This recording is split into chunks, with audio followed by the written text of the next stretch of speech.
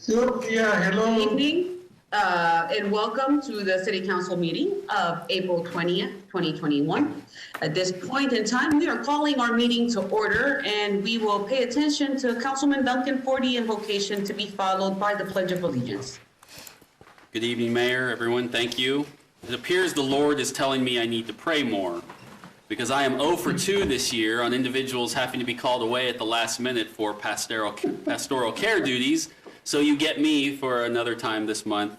So I will take that as a message that he wants me to do a little more praying and give you one more opportunity to hear me this evening. So with that, you bow your heads, please. Dear Lord, we invite you to preside over this meeting. Even if we have different opinions, give us unity of spirit. Help us to each listen politely as others share their points of view. Help us to work as a unified team and combining ideas for a great outcome. Help us to work as a whole rather than as individuals trying to promote their own agendas. May we have a spirit of camaraderie in this room and on Zoom and work together on our shared mission. Amen.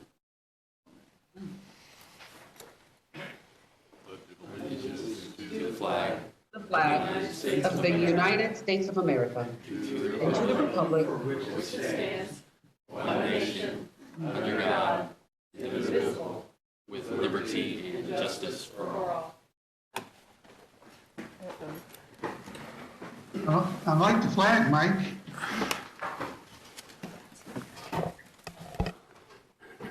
All right, so at this point in time, we move on to the roll call. Mayor De La Isla, Here. council members Hiller, Here. Valdivia Acala, Here. Ortiz, Here. Emerson, Here. Padilla, Here. Nager, Here. Dobler, Here. Duncan, Here? and Lesser. Here. We have 10 present. All right, we move on to the presentations. If the clerk could read for the first one. The first presentation is a property tax transparency related to Senate Bill 13. City Manager. Thank you, Mayor. Tonight, Chief of Staff Bill Cochran will go through some information related to Senate Bill 13. This is a new bill that was passed that governs how we manage and do our budget procedures, including looking at how we handle our taxing authority as it relates to our amount that we can tax. And so Bill will go through it tonight, and then we'll answer questions. Bill? Mayor, Council, City Manager, this is going to be just kind of a brief overview of Senate Bill 13 and talk a little bit about the requirements that the City Council have to adopt and go through and measures. And it really talks about tax revenue from property tax. So the bill is going to require a hearing of all taxing subdivisions. So that would be us, Topeka Metro, and all those places that levy a levy tax, as well as school board. Prohibits valuation increases just solely on remodels or updates like that, things of that nature. It allows us to accept potential payment partial plans, and the county clerk's office will do that on our behalf, and it eliminates the tax lid that's required on a public vote. So what that means is we can raise the mill levy as we see fit, and it takes away that cap that you could only raise it so many before. One of the things that this is going to require is going to require us to have a notice of a public hearing. The bill establishes a new notification of a public hearing requiring for all taxing subdivisions seeking that increase. And what that means is if we want to go above the revenue neutral rate, which is the rate that'll be set by the county clerk's office for 2020, if we want to exceed that in 21, then we'll have to have a notice and put all that out there. So that's what this is really talking about, is capitalizing or not capitalizing on those evaluation increases that take place. The taxing subdivisions are prohibited from levying taxes exceeding the revenue neutral rate without first approving a resolution. So what that means is we'll have to have a notice of a hearing, and then the governing body will have to come together, then we'll have to pass a resolution by a vote to that effect. So It really only comes into play if the governing body decides that we're going to exceed the revenue neutral rate. And if we do decide to do that, then the county is responsible for making notification, and it must contain the following things in this notification. Revenue neutral rate for each relevant taxing subdivision. So when that goes out, it's going to have everybody that is a taxing entity, what that is. The proposed tax rate and the amount of tax revenue to be levied by each taxing subdivision. Tax rate and amount of the tax from each taxing subdivision for the property, and the appraised value of the assessed value of the taxpayer's property for the current year. A lot of people have already received their taxes for this year, their tax bill, and so that's where this will be a little bit quirky as we move forward, because I already got that, but then they'll receive another notification if we decide to go past revenue neutral. The estimated tax of the current year for each subdivision based on the revenue neutral rate. The date and time and location of this public hearing is extremely important. We have to put that out, where it's going to be and what time and all that good stuff. Information concerning the statutory mill levy increase. What that means is the state of Kansas has a flat rate that they have 20 mills for K through 12 education. And then they also have 2 for higher education and libraries. So the state of Kansas has 22 mills. They also have to give notice if they're going to capitalize on the evaluation of properties within counties as well. So the way this kind of rolls out is by June 15, the county clerk shall evaluate the revenue neutral rate for each taxing entity. So by June 15th, we're going to know what the rate was last year. July 20th, the governing body has to notify the clerk's office if we're going to intend on going over that revenue neutral rate from last year. At least 10 days in advance, we have to have a public hearing, the governing body, to publish that notice about the property tax increase, date, time, and location of the public hearing. And this information has to be posted on the government website, so the city website for us, and then at least 10 days before in a weekly newspaper for us. August 20th to September 20th is a public hearing, has to be considered. Within those timeframes, we have to have that meeting. If we decide that we're going to go over it, we have to have that hearing between August 20th and September 20th.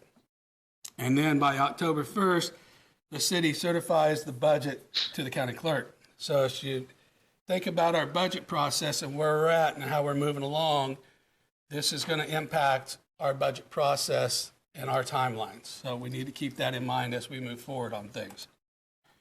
June 15th, the county clerk, like I said, will give us those evaluations. And before July 20th, we have to notify them of when we're going to have this hearing. And the taxing entities notify the county clerks of their intention that we're going to go above that revenue neutral rate. No sooner than August 20th, so you can't do it before then. Even if we're ready to go, we can't meet before then. And we can't meet after September 20th. So we basically have a month window in which we will have a public hearing to discuss whether we want to go past the revenue neutral rate. It requires a majority vote of the governing body to pass the resolution with our intent to raise the revenue neutral rate. And then on or before the 1st of October, like we said, we have to certify with county clerk the amount of tax on assessed items that are going to be levied, and that would be property tax for us. On December 31st, the payment and the cost of the printing and postage for the county clerk will be divided among the taxing entities, and we have to pay our portion of whatever the mailings and notifications would be. And then in 2022 and 2023, the state of Kansas is going to pick that up.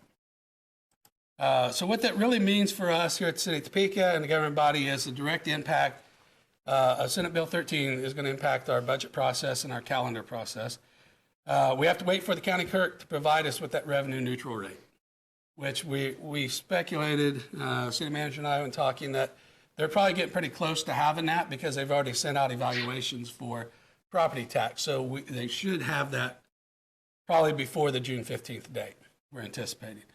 The governing body then has to make a decision whether we want to go above that revenue neutral rate. And then the governing body agrees to go above it. And what will that be the impact to our budget? If we decide to go above it, what would that revenue be? And then if we decide not to go above it, we need to consider also what impact that's going to have on our budget, because these are revenues that would either lose or gain, depending on which way we go. Regardless of whether we stay revenue neutral rate or not, again, it will impact our budget process and how quickly we're able to get our budget approved and all that stuff. So in a nutshell, that's really Senate Bill 13. I can answer some questions if anybody has questions. And we also have Jessica Lemondola available as well, and Lemondola as well, and Steve Wade to answer any other questions that I may not be able to answer, as well as Lisa. Thank you so much, Chief Cochran. By the way, for the team, I am not having a slip calling Chief because of his old job. He is still the Chief of Staff. So I was told that I could still call him that. So I like that. Anybody has any questions for Chief? Just talk. Sorry. Yes.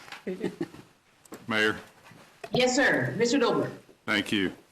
So this says we're not going to know our revenue neutral state until the county clerk tells us, but isn't that essentially the tax that we raised last year, so we do kind of know that already? Well, it'll tell us what the revenue, yes, we know what we have levied this year, so we Right. will know what the same dollars would be, but we won't know what the actual valuation ended up being. And when they say revenue neutral rate, that would mean we'd have to reduce our levy rate based on the increased valuation. So there will be a different number that we would have as a levy rate if we didn't agree to go above revenue neutral. Right, but we'll know what revenue neutral is, just what we Yes. had last year. Yes. So we don't have to wait for the county clerk to tell us. Right, we know that figure, and we'll know basically what the expected expenses will be, so we'll know what our gap more or less would be from, we won't know how far we would be off if we didn't stay revenue neutral. So if the direction from the council were to start preparing a budget based on last year's income, last year's revenue for the general fund, you could start doing that before whatever Yeah. that date was, June 15th, right? Okay, Yes. thank you. Additional questions for team? Councilwoman Hiller. Oh, I was encouraging Councilman Duncan to make noise. We need buzzers. Yeah, something. First of all, thank you for the presentation. I know staff was going to give it to us at some point. I sort of asked for it to be moved up a little bit because even though it doesn't kick in until next year, I thought it was important perspective for us to have as we start this year's budget discussions, because it certainly does have possibly some impact on how we proceed there and what kind of conversations we have. As this went through the legislature, League of Municipalities got involved, and so some of these changes, like removing the cap, were made, and it ended up passing fairly overwhelmingly by both sides as some of those concessions got to be made to assist cities and counties work through this. I think, at least from my perspective, the issue is not transparency is great, and we need to have it. I think from a city's perspective, I'll list my one frustration before I get my couple questions, is we don't have much control over those valuations.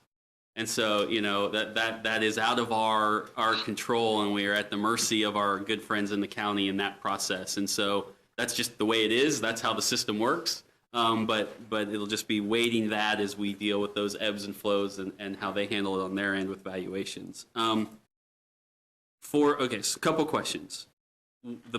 We all have to pay into the postage. Does that apply to every entity or just the cities and counties?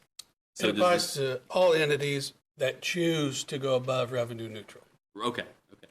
And then, so, and then, so I guess, have we done any, I know it's early, have we done or do we plan to do some sort of just projection? Again, I know it's not for this, but general, like, hey, we know what the averages are on some of those, just so we have a look at, this could be the budgetary impact on average to us if we don't do this in out years as we look forward to it. Yeah, we will. I mean, that's part of the normal budget process that we do. We'll start preparing the budget, and we'll be able to look at, based on contracts that have already been approved, what raises would end up being as we're calculating the figures for our operating budget, we'll do those, and we'll have that in general form, understanding where we're at. Well, the reason I said I didn't know if we, again, I know it doesn't kick in till next year, but I didn't know if there were thoughts about just running that up the flagpole to see if there were adjustments that needed to be made or could be made this year, assuming that it's going to happen. I mean, there's no way that valuations don't go up. Yeah, we know that, my own personal valuations went up. I would Right. imagine Mine most too. have. I know that the average number that they've looked at that's been published, it went up for most residential, not as high for commercial. Yeah. So we can expect that there will be an increase in valuation, which would mean we would have the option then of being able to claim if we wanted to, which Right. we've done in the past with normal budgets that we've gone through. We've always captured the increase in valuation, left the levy mill rate the same. Right. I mean, the difference is, from a very practical standpoint, is, and this was the frustration of citizens which led to this, was valuations go up. It was viewed as a de facto tax increase when, in fact, no taxes had actually gone up. And I know that's where the frustration came from. The reality for us is we didn't have to respond to that as a governing body or as elected officials. We could just say, thank you for the additional revenue. Now, we get a much smaller piece of that pie than than the county and other entities. But the reality now will be we will then, which is the aim of the bill, be in the position of you having to come to us and say, this is the fiscal impact. We now have to go on record, and I'm okay with that as an elected person, but do we want to actually raise that mill levy back up to that rate and do a sort of tax increase that way? And so the reason I put that out there is knowing that's coming, it might be nice to know what some of those numbers are, even the budget year before, in case we need to make some adjustments so we're not. So that's just a reality of what this bill does for us sitting in these chairs. So, and I'm good with that. But okay, that was it. Thank you. Additional comments or questions from the governing body? I do have a couple, Mayor. Yes, Councilwoman Hiller. Thank you. Kind of on two different tracks. One, you talked about the issue of being able to assess increased value for improvements in a property. Could you talk about that a little bit more? Yeah, normal improvements can't be considered for this. So, if you have 4 walls and tear 3 down, that's going to be normal renovation, shall we say. And so that's not considered for the evaluation process. You did lose me on that because I've had people that face that a lot, and I'm also thinking about our NRP program where we're trying to incentivize people to fix up residential and commercial properties by giving them a rebate on the difference between what their appraisal was before and what their new appraisal is. Right. And so if you just paint your house or you fix your porch, you shouldn't go up. But if you Correct. add a porch or you add a deck or add a room, is this saying you wouldn't get an increased valuation for square footage? And Well, those type of improvements, if the valuation of your property goes up based upon those type of things, yes. We're talking internally. If we're, say you're remodeling your kitchen and you want to tear a wall out, that should not increase your evaluation of your property. I see. I just wasn't clear on what they were Right. talking about. If you replace your windows, you shouldn't have a valuation increase. Correct. If you fix your roof, that's part of maintenance. And so in the past, they were seeing that in some locations, that was impacting the valuation placed on your property just by doing normal maintenance on a home. And so this prohibits that from being impacted when an assessed valuation is occurring on your property.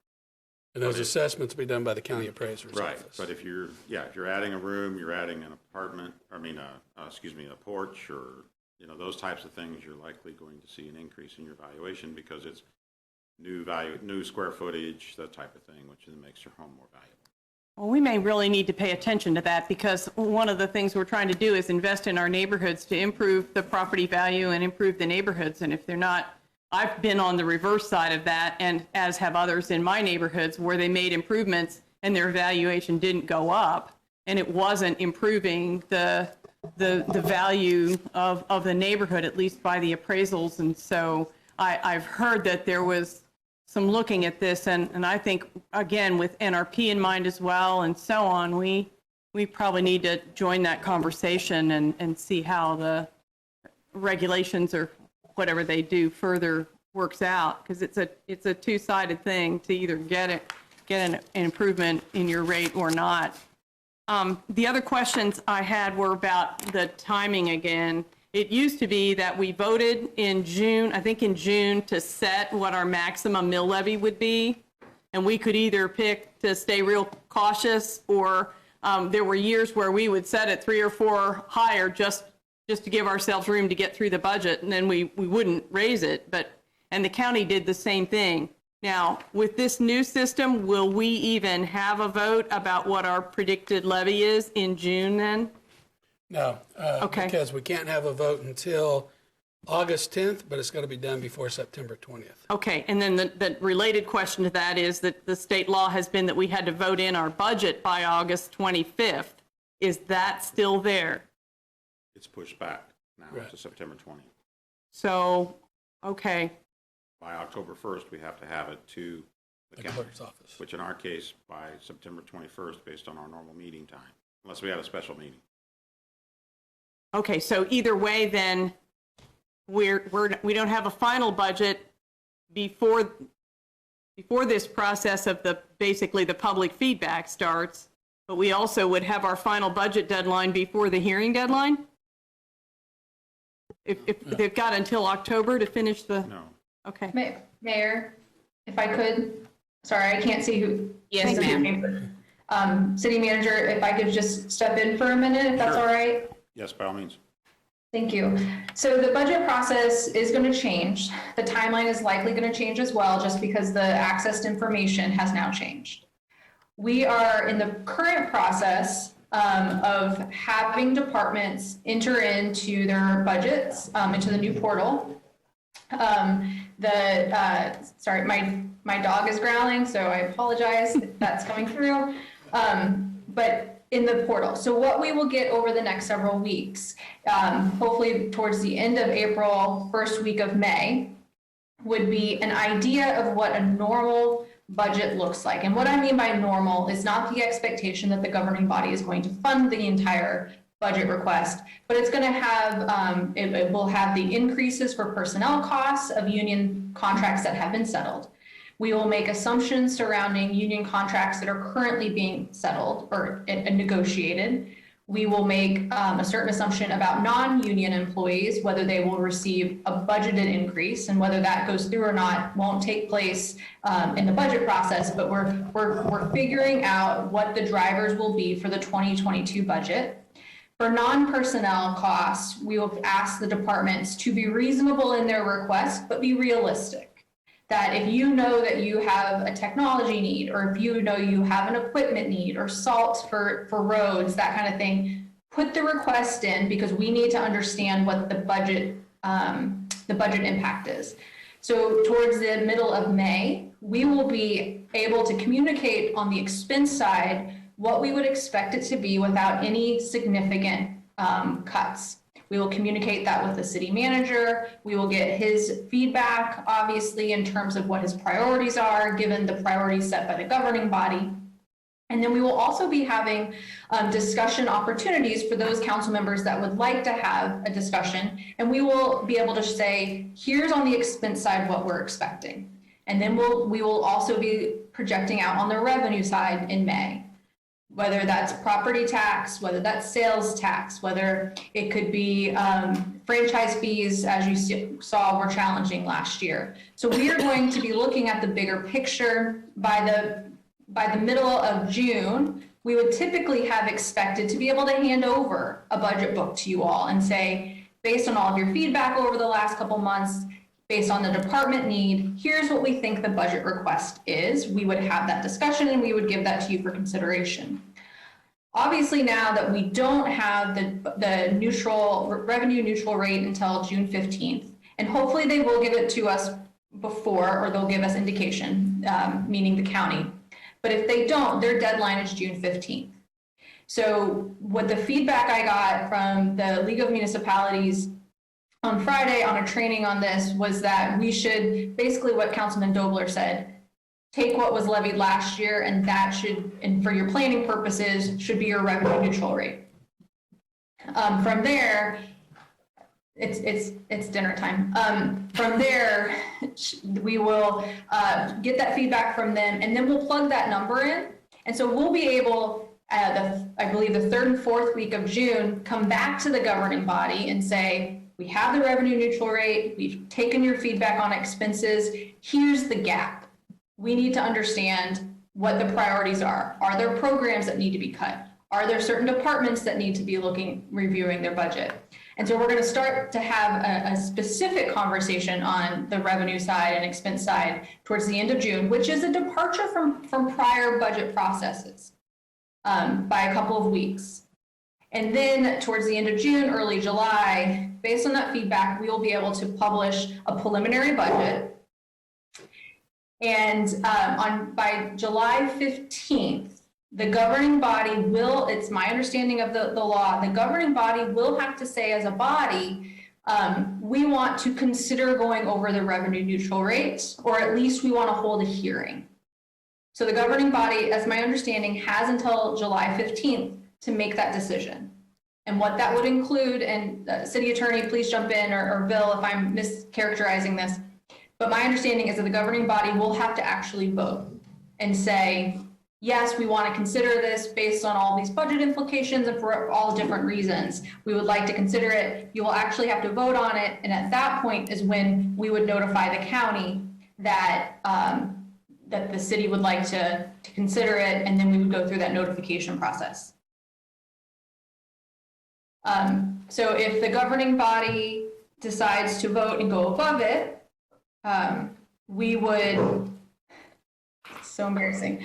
We would, Don't feel bad. My dog has jumped on my lap while I'm in the middle of the council meeting. There are puppies, they're okay. I was just texting my husband, can you come get the dog?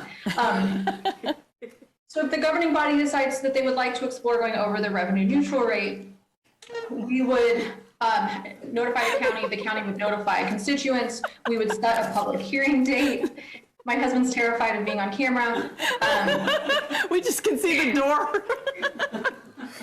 We would set the hearing, and that would have to occur, thank you, Joe, between August 20th, August 20th and another date. That was not my dog, that's somebody else's.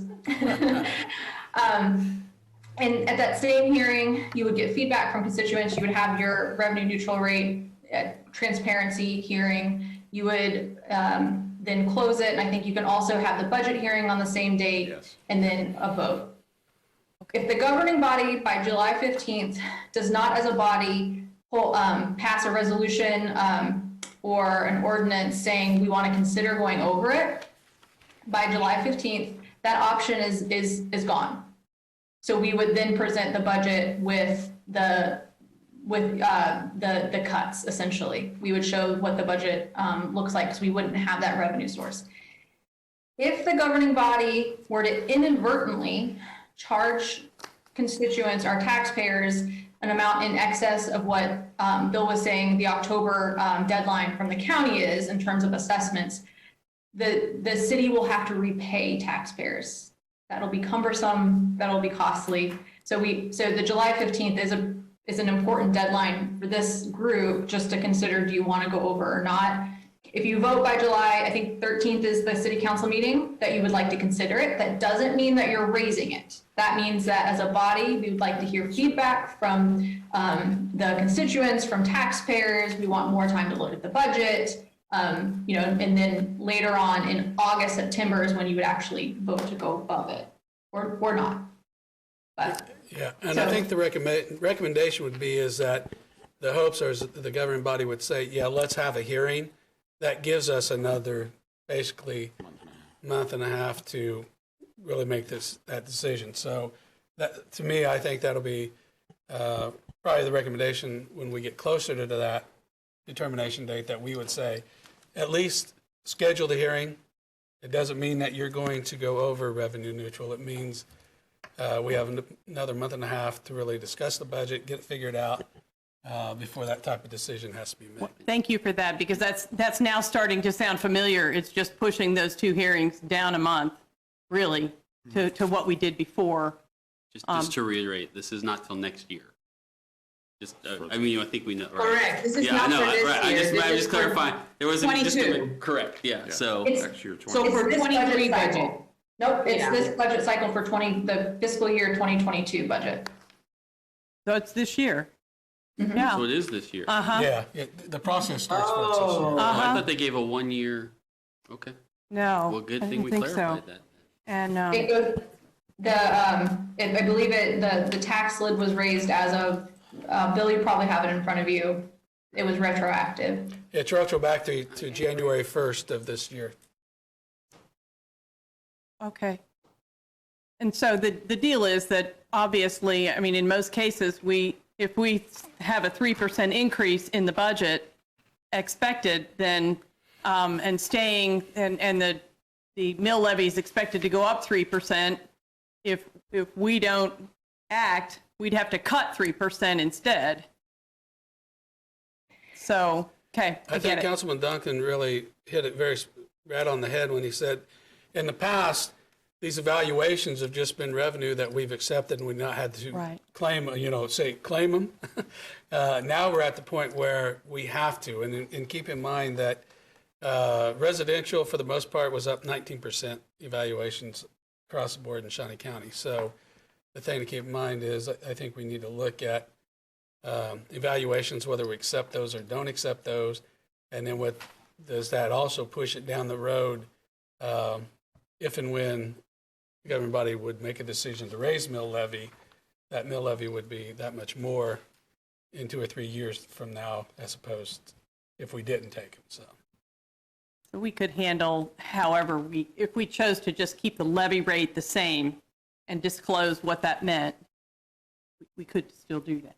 yeah, and I think that there'll be a lot of recommendations that come forward, but I mean that would be keeping the mill levy the same and claiming the evaluations and then just publishing what those evaluations are. So. Thank you. Thank you. Thank you, Mayor. Thank you. Additional questions from the body? All right, thank you, everybody, for the discussion at this point in time. And thank you so much, Chief and Jessica, for being there and helping us through this. We have another presentation. City Clerk. It's a fourth quarter report from the financial services. Ms. Lamendola, the floor is yours. Thank you. Steve was going to try to share his screen. So on last week, the Finance Department shared the quarterly report with the governing body. And just the timing of it, we were not prepared to publish a quarterly report prior to the most recent bond sale. And so we made the decision to hold off until that bond sale occurred and then the bond sale actually closed. So the closure of the bond sale was last Tuesday. We published it pretty quickly thereafter. The reason being is that there's disclosure requirements surrounding what type of information you issue to investors and making sure it's broadly distributed. And so there's just a variety of complications. So we just made the easier decision to hold on to it until we closed on the bond sale. There was a question on the timing of it. It just worked out that way with the sale. So with that, Steve, you can go to the next slide. Okay.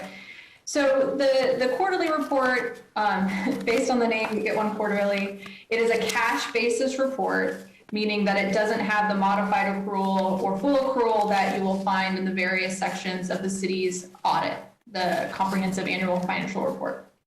This is just on a cash basis.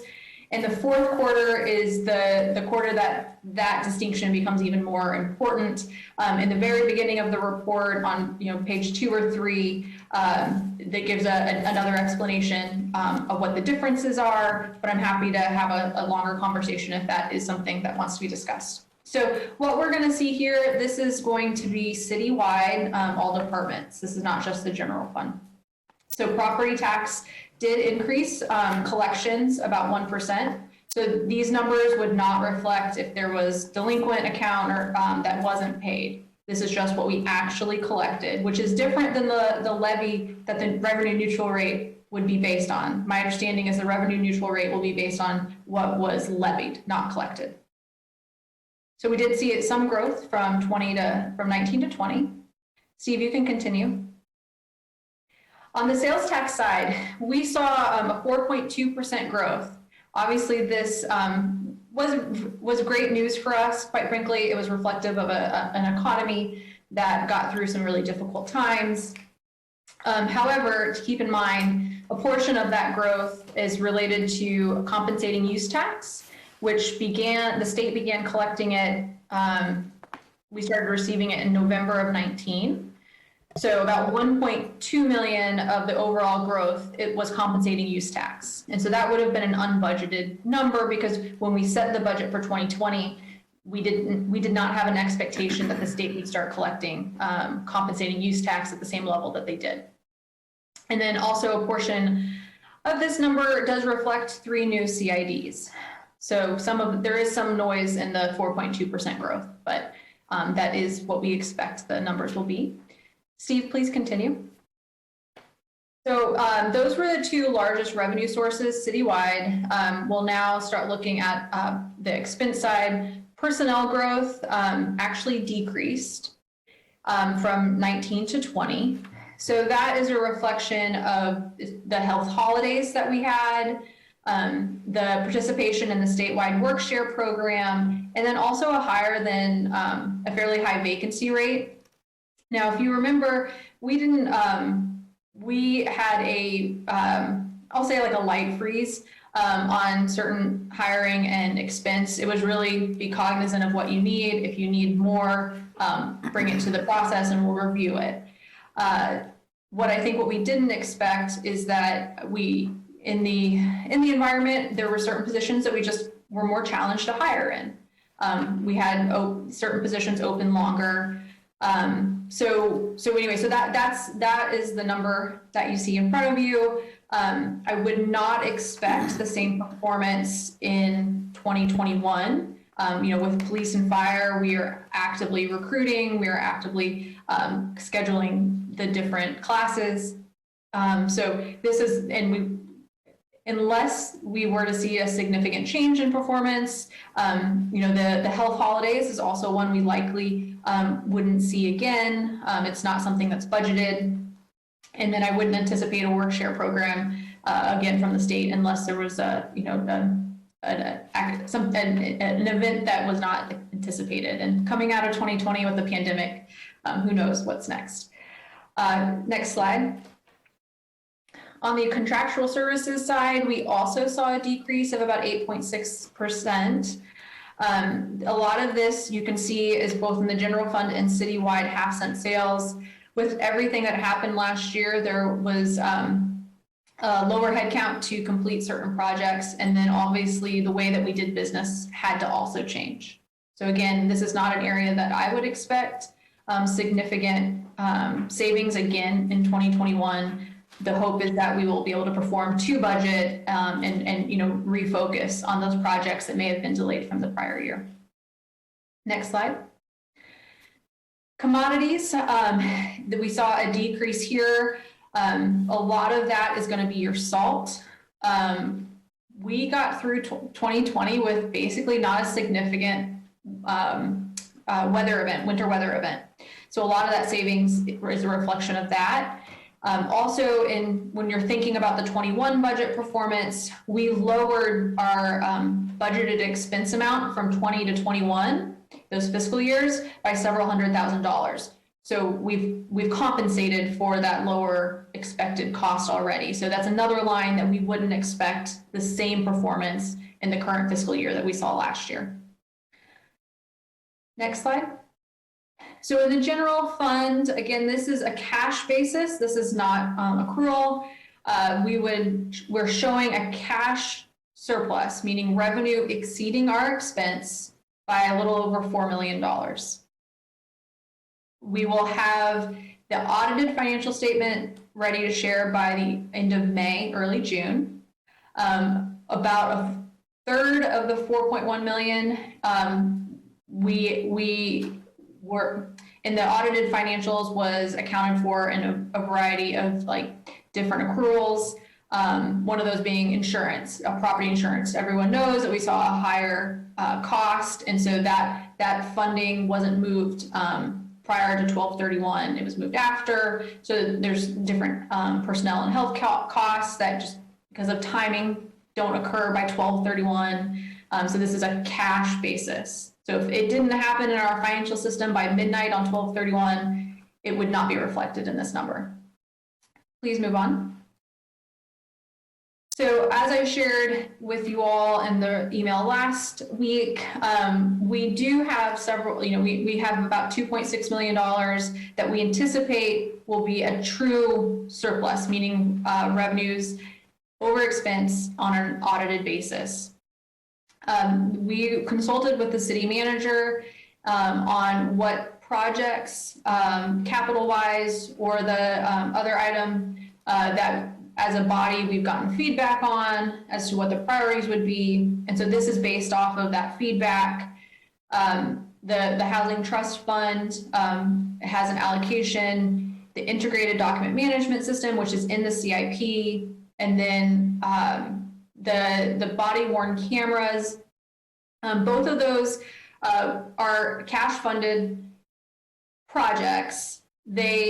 Over the last several years, we've changed how we've accounted for them. They've come from the operating budget, but they were not reflected in the operating budget. So we are essentially pre-funding those so that we are eliminating that future gap.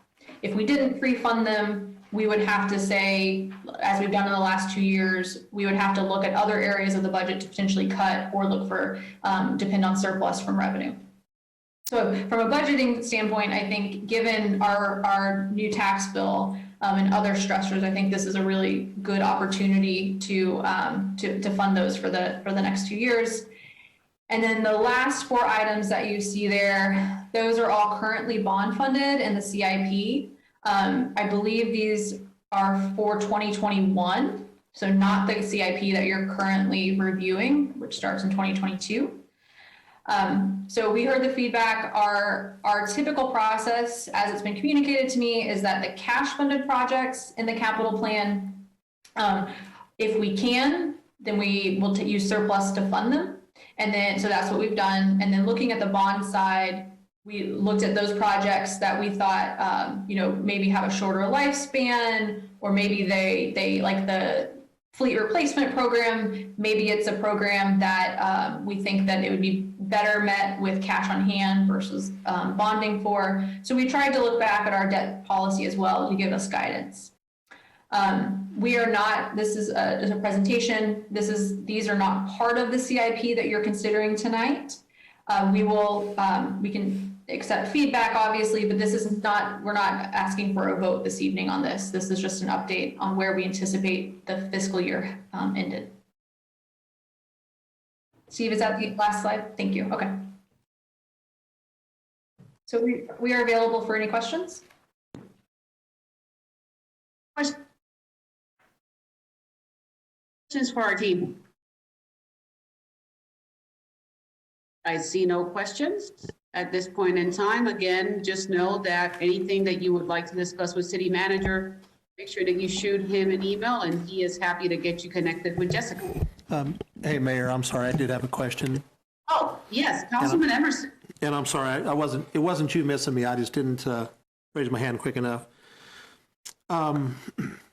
Ms. Lemon-Dole, first of all, thank you, and I want to thank you and the city manager. You guys have done a fantastic job of managing our finances through a very tumultuous year, and I really appreciate it. I know there was a lot of, you guys sweated out a lot of these, well, I think probably all 4 quarters of the year. I guess one major question, and I have to credit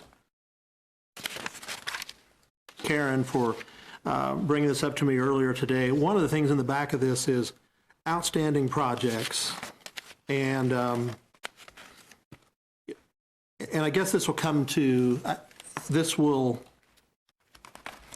kind of fit into later on when we do talk about the CIP, because at the bottom of this thing it has kind of totals, conveniently has totals here at the bottom, and we have $527 million in projects that are budgeted through here, and to date we've only spent $290 million. Now, I'll never argue for unnecessary spending, but as we look at the CIP that we're supposed to consider voting on tonight, I'm just like, at what point do we say, man, we got, $237 million in projects lined up that we haven't spent? At what point do we quit adding new projects on? And honestly, I will not be in a position to vote tonight on the CIP until, and I'm happy to come in and meet tomorrow and Thursday and Friday and whatever I need to do, because there's just so much, just accumulated maybe junk in here. I'm seeing some projects that we're maybe going to consider in the CIP that they're listed in here from like 2016, and they're listed as projects that we want to do in the next couple of years. And I just think we need, frankly, I think we need to take a time out and go through here, and probably half of these things need to go away and this needs cleaned up. So that's not a rant at you. I'm sorry if it seems that way. I know you guys came in, a lot of the stuff is accumulation of 5 or 6 years, but it's just hard to get a handle on, we got, I don't want to pick on anything in particular, but we got SCADA upgrades here for a couple of years. There was, in 2018, $97,000 allocated. We've only spent $3,800. Oakland backup generators, $1.3 million. We haven't spent any. And I just see that time after time after time. There's money allocated, and hopefully we haven't issued temp notes on it. But I'm just like, man, I don't know where we're at. We got so many projects out here that are kind of half done or half started or maybe not started. So anyway, that's the end of my rant, but I would love to get that cleaned up. So that's it. Thank you. Thank you, Ms. Amendola. Yes. Sure. So is your concern with the quarterly report or the CIP that's looking out over the next 2 years? Well, it's listed in the quarterly report. We have all these outstanding projects, and again, there's $527 million allocated, and we've spent $290 million. And some of these things, here's Railroad Park and something renovation from 2013. We have $585,000 allocated. We haven't spent any. 512 Jackson elevator upgrade from 2018, $211,000. We haven't spent anything. And that's a parking. And I'm like, well, we're asking here now to allocate money for parking things, but yet we have money that's already been allocated that hasn't been spent. So I'm just worried that we're getting money allocated on top of money that had already been allocated, on top of money that had already been allocated. And I'm just afraid that, we have the same project here that might be in here 4 different times. So I don't think it's any ill intent on anybody's part. At what point do we clean some of this accumulated junk up? So sorry, like I said, it's not aimed at you. Jessica, did you have any comment? My only comment is that while I appreciate the feedback on working on the quarterly report and closing out projects, we have made a concerted effort over the last 2 years to close out projects that are complete. And we have achieved about $1.8 million in each year, putting back into the debt service fund for use. And while I can also appreciate the want to move this along, there is a process in place and we are working through them. My concern, if the goal is to hold off approving or considering the CIP until more work is done on the accounting system, that we will, it will be a while. It's not an overnight closing process. And then in terms of the report, the way that we as finance sees some of the categories versus maybe part of the way that Public Works uses it is different. So we wouldn't close out a project on here until the retained use is paid. So there might be a time period where it's going to be in the report until a certain time frame or certain project objectives are met.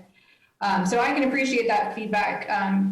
Councilwoman Hiller has provided that feedback for a while, and we've been working to address some of her concerns on it.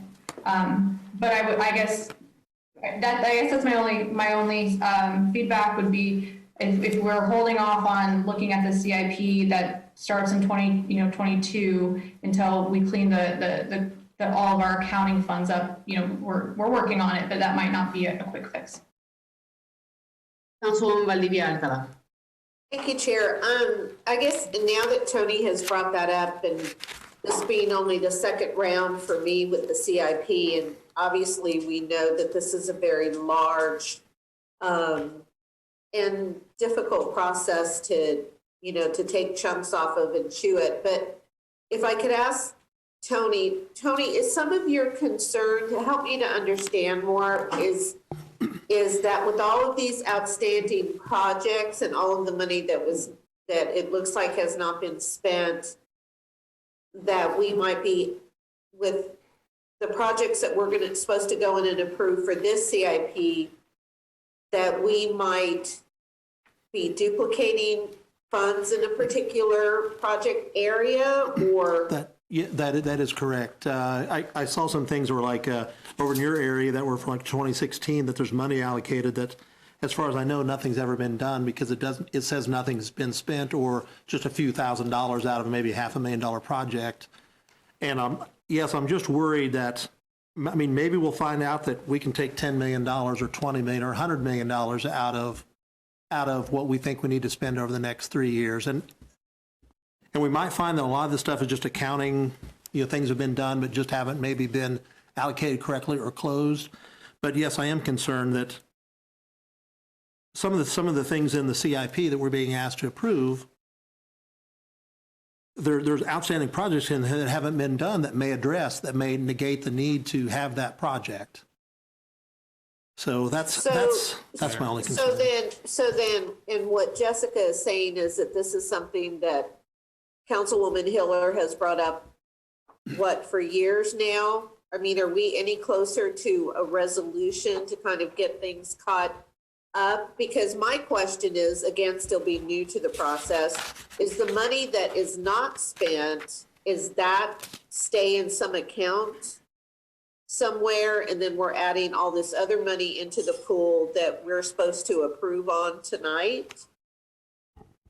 Can I respond? Go ahead. What are you going to say? Sure. So what happens is that just because a project is included in the CIP doesn't mean that it gets entered into our financial system. Once a project is initiated by the public works, utilities, or whoever, that project is assigned a project number and it gets initiated in our financial system. So in the event it's bond funded, we will go to the market, receive our bond funds, it comes into the city, and then it gets allocated within the financial system to each project. Now, if a project, let's say, comes in under budget, or for whatever reason that project gets canceled, that funding, we would work on closing out that project in our general ledger, our overall financial system. That money would come back into the into the debt service fund. And once it's back into the debt service fund, depending on the specifics of the deal, you would either you have to use it to pay down the related debt, which this is going to sound convoluted, and it sort of is, but you use it to pay down the related debt, which essentially creates a surplus of property tax in the debt service fund, and then that money can be reused for other items. You can't reuse bond funds that were borrowed for one purpose for another purpose. Okay, so then this would be my next question. I guess it could be with anybody that may know the answer. Is the outstanding projects, all of this money that we're looking at that has not been spent, and questions about what is really outstanding and what's not, and then what we are going to be supposedly voting on tonight, is this comparable accounting to what other cities our size does as well, with this outstanding projects and some of it or half of it not being spent and then going in and approving a brand new CIP? Is this common accounting practices? It is. So when I started, this was a concern. And so we've started to focus on it. And Kristen in the finance department, Rochelle in the finance department, along with several people in public works, have dedicated a significant amount of their time to address the outstanding project issue. What makes it challenging at times is that we've seen some turnover in public works in other areas where the people that have been trained and have knowledge of it leave. And we saw that we saw some tenured employees because of different incentives last year in the accounting line. I don't know if they all came on the same year or something, but we saw them leave, and so we also lost all of that knowledge. Should we be able to close out more projects more quickly? We can always strive for that. There is always room for improvement. Have we improved over the last 2 years? Yes, we have. Is it a common challenge for municipalities to manage projects that are in place and what they're planning on? Certainly. The staffing, I think, speaks to that. I think that answers your question. If not, I'm happy to continue. Thank you for that. And honestly, you know, what I see, and I know we're talking about two different things right here, but what I see in the CIP, I see a number of worthwhile projects, and I know I'm still looking at the numbers, but I also am trying to listen to those that have much more experience in this process and trying to weigh where I would sit in the midst of this. I know we haven't, you know, heard from the other council people how they're feeling about, you know, this amount of reserves that has not been spent, and where really are we, and how that would come into play with the CIP. But I thank you, Tony, you know, for answering my questions, and for Jessica. I'm just going to try to continue to make sense out of this and see where we end up by the end of this evening. So thank you, Jessica. Thanks, Chair. Additional comments or questions? Yeah, and Ms. Lamondola, if I can give you a very specific example, and first of all, I want to apologize because, you know, we had a meeting this morning and I didn't bring this up to either you or Mr. Wade, and I hadn't looked at this at that point, so I apologize. Or we'd have had a spirited discussion this morning on this. But for instance, in outstanding projects on page 55 of this document, we have levee repairs and replacement from 2016, project 501-012.00. We allocated $928,000 and it says revenue bonds. We've only spent $95,000, so that's roughly $930,000. And we're being asked on this thing tonight to approve basically $900,000 over the next 4 years for levy. And I'm like, well, do we have $900,000 here that we haven't spent yet already for that purpose? And I will yield to Councilman Dobler. Thank you. Thank you, Councilman Dobler. If I can knock my water bottle over. Just to make sure I understand, so in Tony's example, in 2016, we sold bonds for $928,000, that we received the cash via revenue bonds for $928,000, is that correct? I don't know for sure. I wasn't here in 2016, so, Ken. and I mean, we'd have to go back and look at the records as to what we. And I guess to be clear, it says that's the funding source, and I don't know if they temp noted and then do the revenue bonds, but. Typical procedure is we would temp note a portion of it and start the project, and then we would do the final financing once the project was complete. Okay, so maybe I didn't hear Ms. Lamondola correctly, but if we're temp noting up front, then the projects that aren't complete or don't get completed, they have outstanding temp notes, or were They would have to be, I think it has to be one way or another. You have to either fund it with permanent financing or abandon the project, but I'm not sure. So what example was it that we were getting money back somehow and paying down debt? Because if you're temp noting, you're not. You're spending money. Right. Maybe Jessica can answer that. Ms. Lamondola?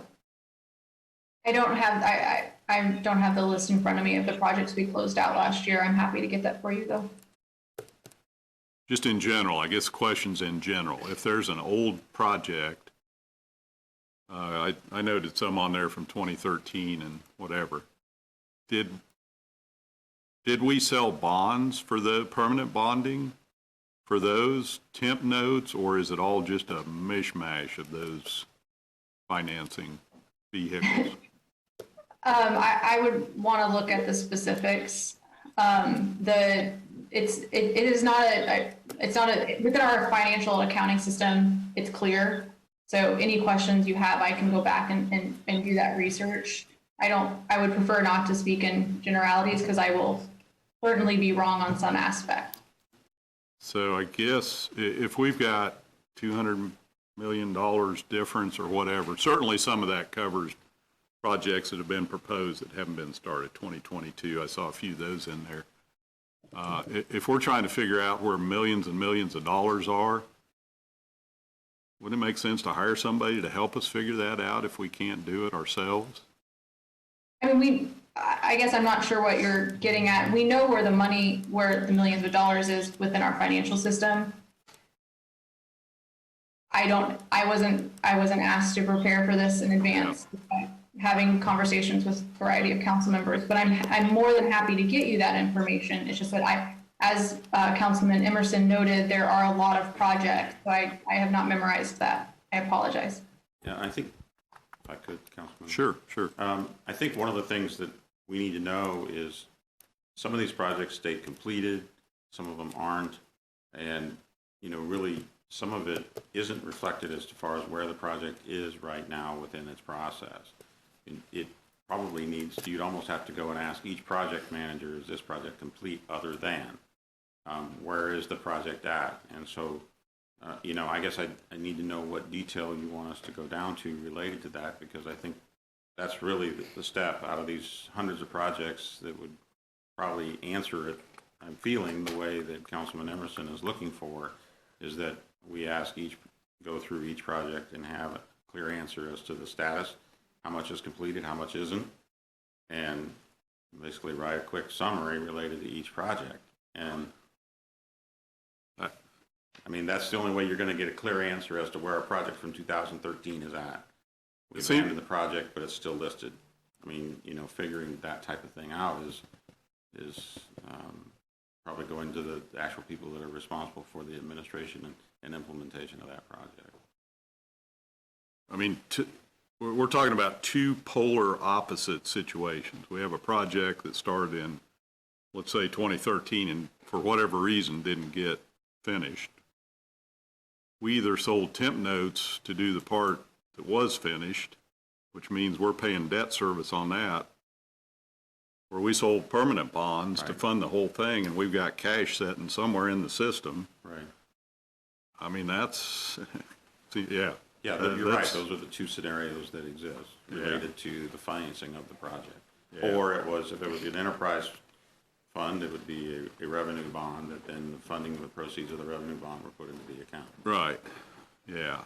And I apologize as well. I didn't dig into this, even though I've had a couple of people mention it to me, but yeah, it kind of hit me as Councilman Emerson was walking through it. It's kind of a big issue. Yeah, I understand that, and it is something that, as Jessica stated, it has been improved upon. It may not look like it here, but it was once. Right. And so we're headed towards that direction, but in order to get us to the point of being able to consider the projects that we need to consider for the CIP, I need some guidance on what you want in order to be able to feel comfortable getting to a vote on the CIP, because we have time, we can delay it, but we eventually have to move on to the operating budget, and that's coming in May. And so I need to know what you need in order to be able to make a decision if you're not comfortable with it. Okay. City Manager, I see Jessica has unmuted herself. Maybe she has more to add. The only item I would just touch base on is just because a project with the concerns surrounding idle funds, just because a project is listed in the back of that report doesn't mean that we've borrowed funding for it. what initiates the inclusion in that project list is the setting up on our financial system. So we are absolutely, we can get you whatever information you need. We can go back and look at within the financial system, what information we have available for you. We can also provide the list of projects that have been borrowed for. So all of those things are readily available. They will take time. To close out a project, it is a process. It's not just, it does take time. These projects are in the quarterly report every quarter. So this is something that this governing body will absolutely have the opportunity to continue to ask these very important questions on. And that will also give us the opportunity to focus on it even more and give you more regular updates. This does seem to be an area of important focus for the governing body. I would say that the CIP that you would be considering tonight, for the most part, unless there's something out of that needs to be accelerated, wouldn't be a part of this summer's upcoming sale. It would be a part of likely the 22 sale. For the most part, obviously there could be items that needed to be fast-tracked. So I guess I'm just saying that what you're considering tonight with the CIP is for the next fiscal year. So you're going to have at least 4 or if not 5 quarterly financial reports to review to see the progress being made on the capital projects in the back. And if the next 2 quarter reports you're unsatisfied with the progress or information we provide during those discussions, we can always just not go to market next summer. But I think what we've, as a staff, as a team, have really contemplated in the CIP is, are these the projects, are they the priorities of the governing body? And if they are, the CIP, I would assume would still be those priorities and goals. But I just wanted to point out that you will have numerous opportunities to review the projects in the back of the quarterly report. Thank you, Ms. Lamendola. Additional questions or comments? Councilwoman Ortiz. Thank you. I'd like to say that Tony had mentioned something to me as well. I have a question regarding Fire Station 13. That's still in there, although we haven't borrowed any money, and we haven't, and it says completed. We've done nothing with that. Why is that even still in there? Well, Councilwoman, that project is in there because it was listed as a project. We've abandoned that in the sense that it's not being pursued based on the authority to be able to spend the money is gone. And so it's one of those types of things where the project needs to be closed out because it won't be pursued with this funding. Only the temp funding that was there in order to purchase the land was ever borrowed. The rest of the money wasn't. And see, it's things like that that's confusing to me because I know that. Like I said, we didn't borrow any money and we voted to take it off, but it's still there and I don't understand why. So somebody could read that and say that, how do we owe this money? Is it still in there? I mean, I think that's a little bit confusing too. I agree this list needs to be cleaned up so that we know what we're doing. I would also like to be at that meeting with Tony. I can make myself available so that I get a better understanding of that as well. Thank you, Madam Mayor. Thank you. Additional comments or questions? Mayor? Yes. Thank you. I'll just give a couple of examples that relate straight into the CIP as to why this concerns me. Yes, I've brought stuff up before. For those who are not looking at this book, there are 10 full pages of projects outstanding, and there's an average of 50 line items per page. It ranges from like 66 to 30. There's a lot of open projects in this book. And I remember earlier in my tenure as a council person, we all looked at it and there were like 7 pages of projects and we all sort of fell out. And the finance staff, that's before the time of any of the finance staff that's here now, said, yes, we needed to to clean it up. And we even did a sunset on open projects one year to help clear the decks. And so it really is something to address. The kinds of things that when I look at this relate to the CIP immediately is that there aren't any projects in here that somebody didn't think was important enough to put it on an immediate year's funding level at some point in the past. It was for the immediate next year or the year after that is how they got here. And so when I think about the fact that along the way, for instance, the staff has presented us a list of facilities needs that they've said were very compelling and that we needed to address. And it has a dollar total, and it's been so big that the staff wants $2,300,000 a year in an open pot to start working on them. And then when I look back and find an open project budget of $2.3 million that doesn't have anything spent out of it yet, I think I'm just looking for money, thinking, well, if there's money already that we, should we at least have offset that against our stated goal for how much money we needed to do projects. There are actually at least two big facilities projects in here.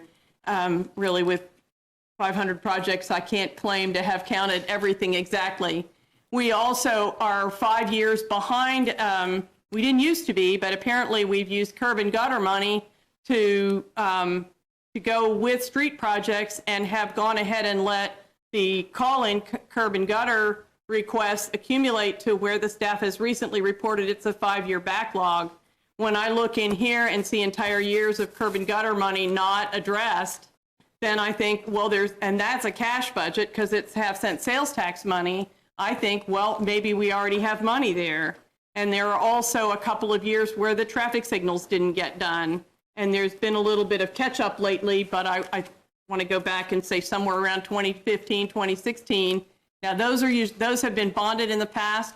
I really appreciate that the staff on the recent letter that came with the quarterly report suggested we use some of our excess revenue this year for paying cash for a series of traffic signals. But when I look at maybe they're open projects, but where we haven't spent any money on them, and then we're asking to do it again here, that's the kind of thing that gets my attention, wondering if we couldn't go back in, if that money is there, and pick it up from a prior year, or at least close it out. So, thank you. Yeah, and Mayor, if I could add one more thing. Yes, Councilman Emerson to be followed by Councilwoman Valdivia Alcala. Okay, okay. Sorry, I did not see Christina. Yeah, I guess my thing is right after we do this capital improvement plan, once we vote on that immediately, I think we authorize revenue bonds to be sold. I think it's in the same amount, isn't it, as what it ended up being. And I guess that's my thing. For instance, if we find out that in fact there's $900,000 from the levee repairs that's unspent from 2016, perhaps we don't need to sell $40,700,000 in bonds. And I guess that's my thing. If it was because we want to vote right afterwards to issue the total amount of bonds, I think that's what it is, isn't it? I think it's what or authorizing the sale of the bonds. I guess I hate to do that. I mean, maybe we find out that 10 million of this isn't needed or something. Anyway, that's all I had. Thank you. Councilwoman Valdivia Alcala. Thank you, Chair. I too would like to be added on to any meeting that Tony's going to be at.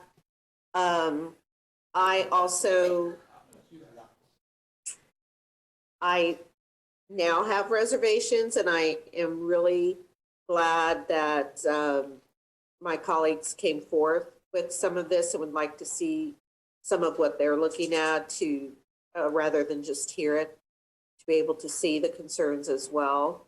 I also agree with Councilman Dobler to some extent, with no animus at all with Jessica or her crew, because they do a wonderful job.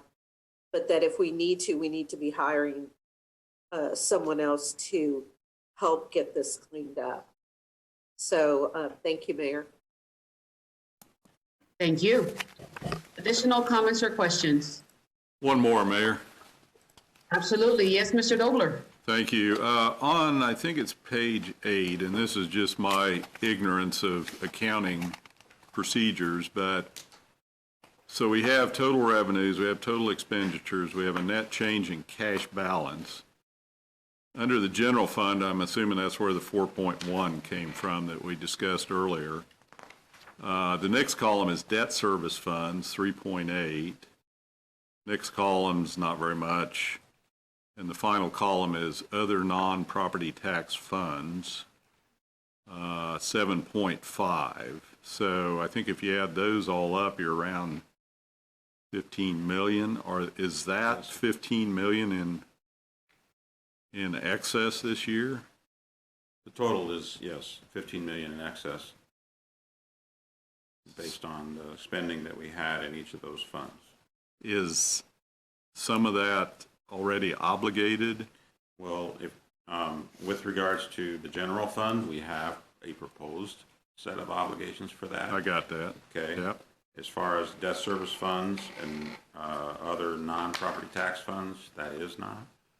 So we do not have any specific intent related to any of those, only the general fund. That's the only one that we're proposing anything on. So those funds would just be added to our reserves? Correct. Or do our reserves stand right now? If you look at the bottom, it shows what the ending cash balance is for, so for example, the bottom line ending cash balance for debt service funds would be $15,344,000. And the same there for each of the others of those other funds. So simplify that if you would. We generally look at reserves of 15%, 20%. Our policy states 15%. Right. We've been running in the 21 to 22% for general fund, for example. Is this included in that, or is that a calculation yet to be made? That calculation hasn't been made, but that I'm aware of. I don't know if Jessica's made that calculation related to the percentages for each of those other funds, but if we utilize the funds that we talked about using for the other projects for the general fund, it would end up putting us in a similar status because we would actually only have about 70,000 in surplus that would go towards our reserves with those other expenditures in the general fund, for example. So we really wouldn't increase our actual total dollars that much in the area of the general fund, but the others, there's nothing specifically tied to how those reserves would be utilized. So at this point, we have reserves for all of these, for these 4 funds, I guess? Right. General fund is the one we always talk about, 15%, whatever. Okay. Guess I didn't know that. That's interesting. All right, thank you. Additional comments or questions? Okay, seeing none, we will move into the Madam consent Mayor? agenda. Oh, yes, I Councilman Duncan. apologize, but a point of personal privilege. Absolutely, I'd please. like us to very briefly go back to the first topic, and I just want to point something out and ask staff to clarify, if not tonight, soon. I went back and looked at SB 13, and the way I read it, both in the summary provided by the legislature and the bill itself, I do not believe it becomes effective until next year, meaning it would not impact how we operate this budget process, but the next one. So we just need to get clarification on that because that's kind of important.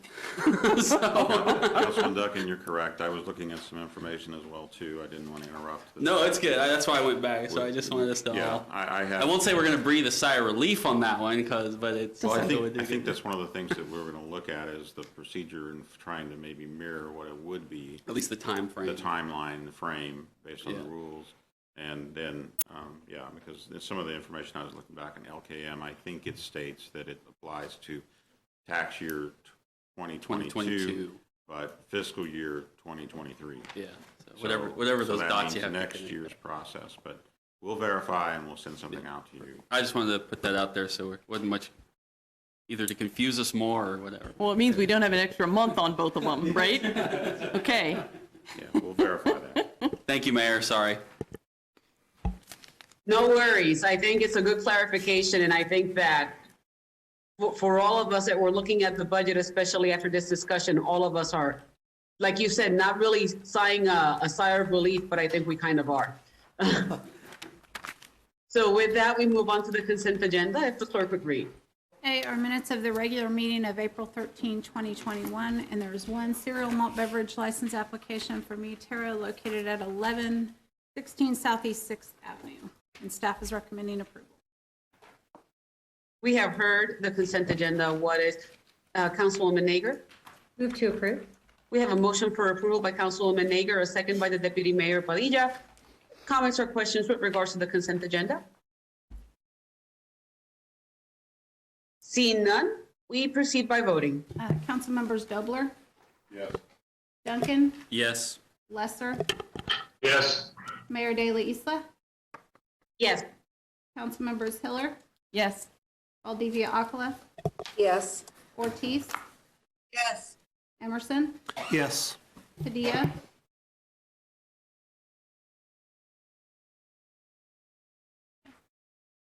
You're muted, Mike. Yes. and Nager. Yes. We have 10 yes, motion carries. We now move on to the action items. Action item 1, if the clerk would read. A is a resolution introduced by City Manager Brent Track canceling the governing body meeting on July 20, 2021. City Manager.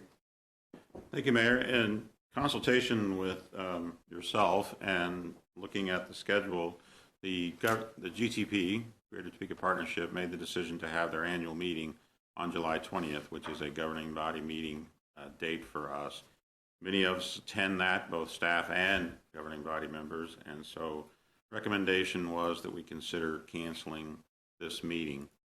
Our charter requires us to meet twice per month, and so we would accomplish that with the first 2 meetings in July. Remember that our first meeting in August is also canceled due to the primary election, so we would have a 4-week break from council meetings. I'm sorry, that'll break your heart, I'm sure, but we will get through it together. Anyway, so that is the recommendation, that so that we can attend that event, that we cancel the meeting. Thank you for that heartfelt sentiment, City Manager. Questions or comments of the governing body? Yes. Spencer? Yes, Just say her name. Duncan. Councilman Duncan, yes, to be followed by Councilwoman Nager. I guess I'll say this. My business is a member of the partnership. I serve on the Small Business Council proudly. I'm not going to vote for this. I understand why. They know when we meet. I understand that we have an important relationship with them. I understand that we probably do need to attend, but I'm not going to cancel a governing body meeting because a group is having a dinner on the same night as we are. And I know that's putting it a little lightly, but especially since we would then go a month without a meeting, I guess God bless the partnership. I don't know why they just chose to do this. They know when we meet, but with that, so when I vote no, now you will know why. So thank you very much. Councilwoman Nager. Thank you, Madam Mayor. I guess a question for City Manager. If we do find that we do need to meet during this time, we can go ahead and call a special session. Can we not? Correct. Okay. Thank you. Question. Councilman Lesser. Yeah, I too think a month is too long to meet. That's not, I don't need to echo Spencer's, Councilman Duncan's, but basically I feel the same way that he does. We got business to conduct, and that's too long for us to be off. I think it's clearly, maybe we can work on the topics that we were just talking about with Councilman Emerson and Dobler and Hiller and Valdivia with City Manager and Ms. Lamondola on those things. Maybe that's a day we can have a meeting for that. So a month is too long, like Spencer said, they know when we meet, and that's too long. I don't get paid to be off for 4 weeks, and I wouldn't pay my people to be off for 4 weeks. So so when I vote no, now you know why. I think Councilwoman Hiller was trying to ask a question, and she'll be followed by Councilwoman Valdivia Alcala. Thank you, Mayor. It could be a question or just a comment. That is square in the middle of our budget process. And missing the first week of August already impacts that time. And I look at how we've gone with the CIP. If we'd end up having extra meetings, I don't know, were you thinking that we could finish the budget before the 20th of July in this process? It would still be August that we would be approving the budget, more than likely. I don't think we would have it done in July, a normal timeframe. We've been trying to do it early before, and so I just wondered. Yeah, the approvals occurred in August the last couple of years. But we would only have 2 meetings with the schedule the way it is, right? Madam Mayor. Spencer has his She hand can't up. see you. Yeah, no, I could hear you. No, and when you talk. I guess I would offer as an alternative, maybe it would help is unless there's no, I mean, I would move maybe if we wanted to move the meeting to July 27th. I don't know if that creates a new problem, but maybe that solves both our problems. We still get our 3rd meeting in, but we also make the concession to attend that. So I guess I would offer that up for consideration if we want to try to solve that problem, but. Okay, Councilwoman Valdivia Alcala is waiting.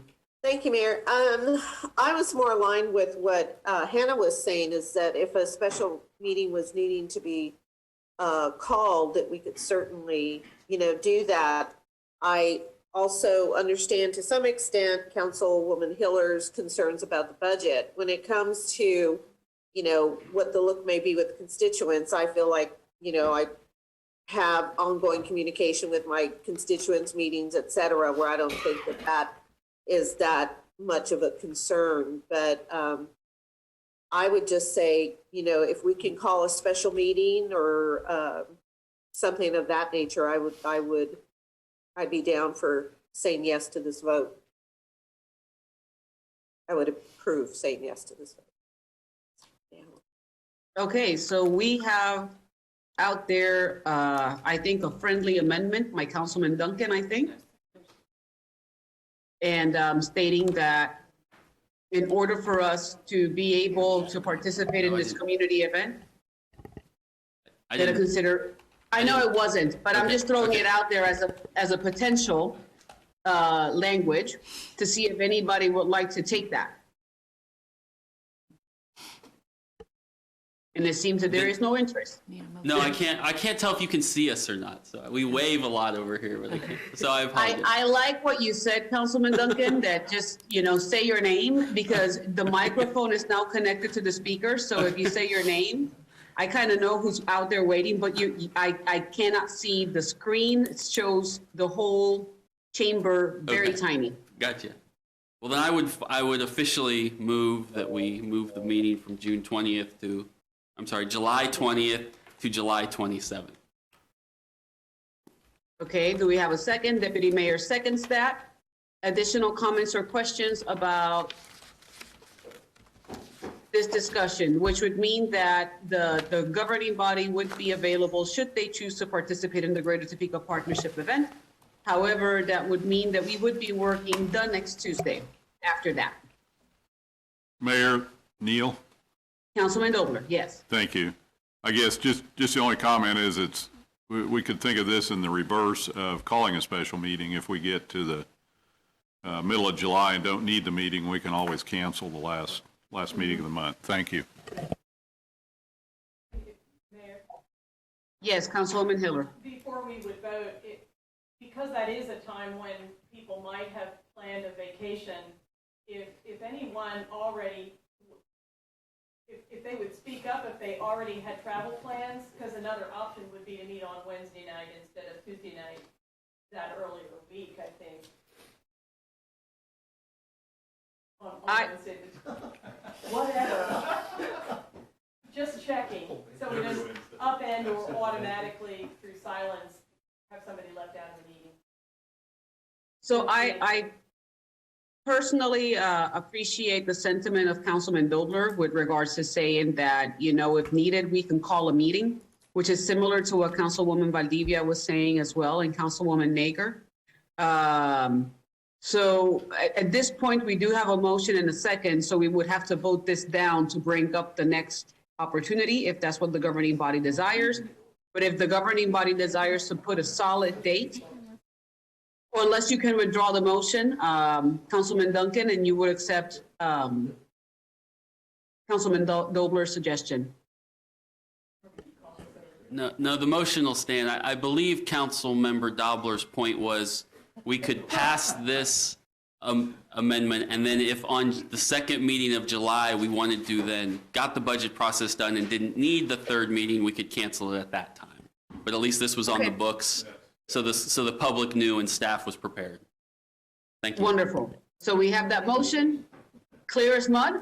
I think that sounds good. All right.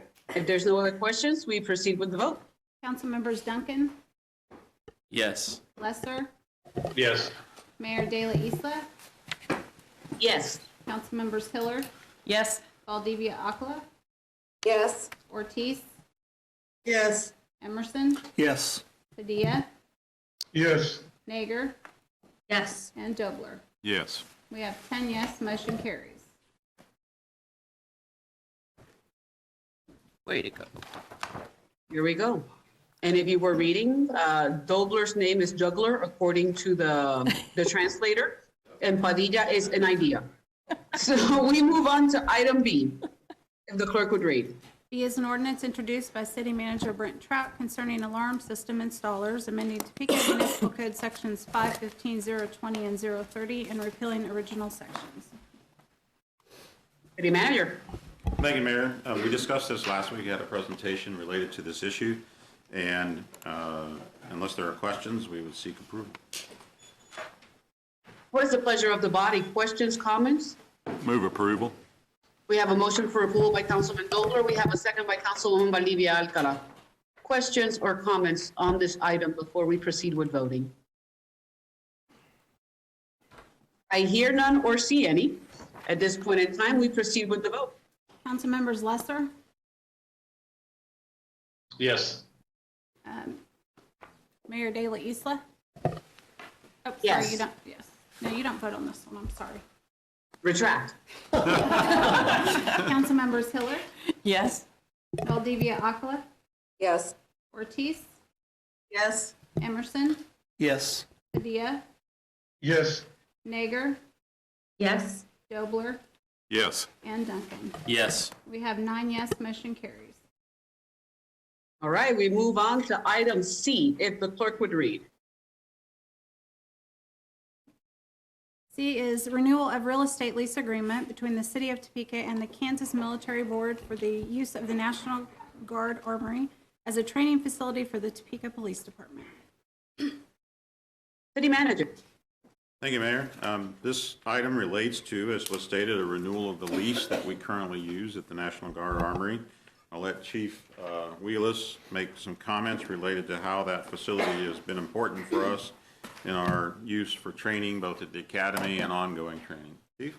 Thank you, City Manager. Good evening, Mayor, governing body. I'm standing before you today seeking approval for a renewal of a lease agreement for the Police Department's Training Center located at 2722 South Topeka within the National Guard complex. We've had a lease agreement from 2016 to 2021 for the training center, and we're looking to renew that from 2021 through 2026. I know you've been provided information on the floor plan and the financial piece. In the interest of brevity, obviously, training center is very important to the overall operation of the police department. It's important to the community, and it's important, I know, to this governing body. The financial pieces, just in the interest of brevity, 2 important points. The funding for the lease agreement in the past has been special training funds as a satellite certified academy for the Kansas Law Enforcement Training Center here in the state of Kansas. We receive annual funding, which is given to us to ensure operational sustainability of that satellite academy here in Topeka.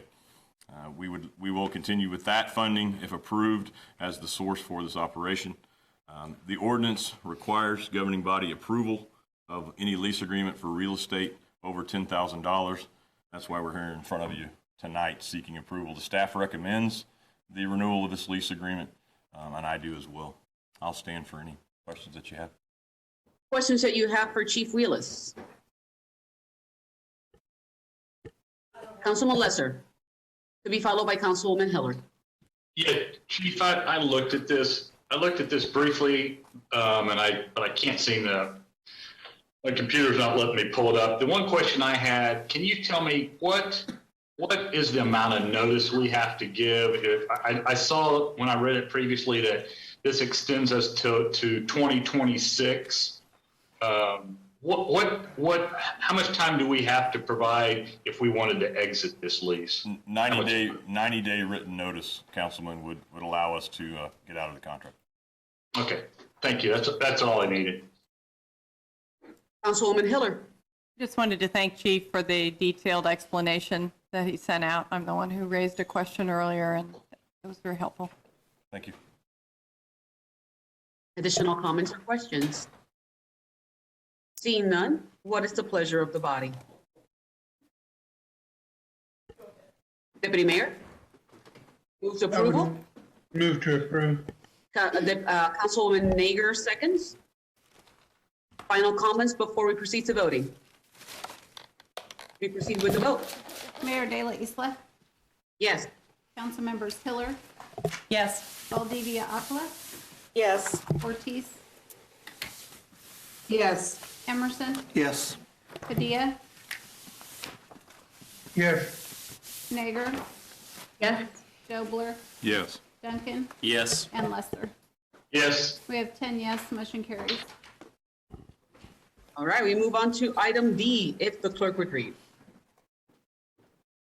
D is a resolution introduced by City Manager Brent Trout authorizing and adopting the 2022 to 2031 capital improvement plan and the 2022 to 2024 capital improvement budget and approving the project budgets attached. City Manager. Thank you, Mayor. So based on the initial discussion that we had already related to the quarterly report and the comments that were made, I know and understand that we're probably not ready to vote on this tonight, but I would like to take this opportunity to see if there are other issues that the governing body may have related to the CIP, so that if during this 2-week period also, while we're trying to clear up where our projects are, the other issues that you may have can be exposed so that we can deal with those also in the intervening 2 weeks. So I would still want to have any discussion you may have related to items that you have concern that are included in the CIP, and so that we could be prepared to answer those, or at least answer them now or get back to you in the next 2 weeks.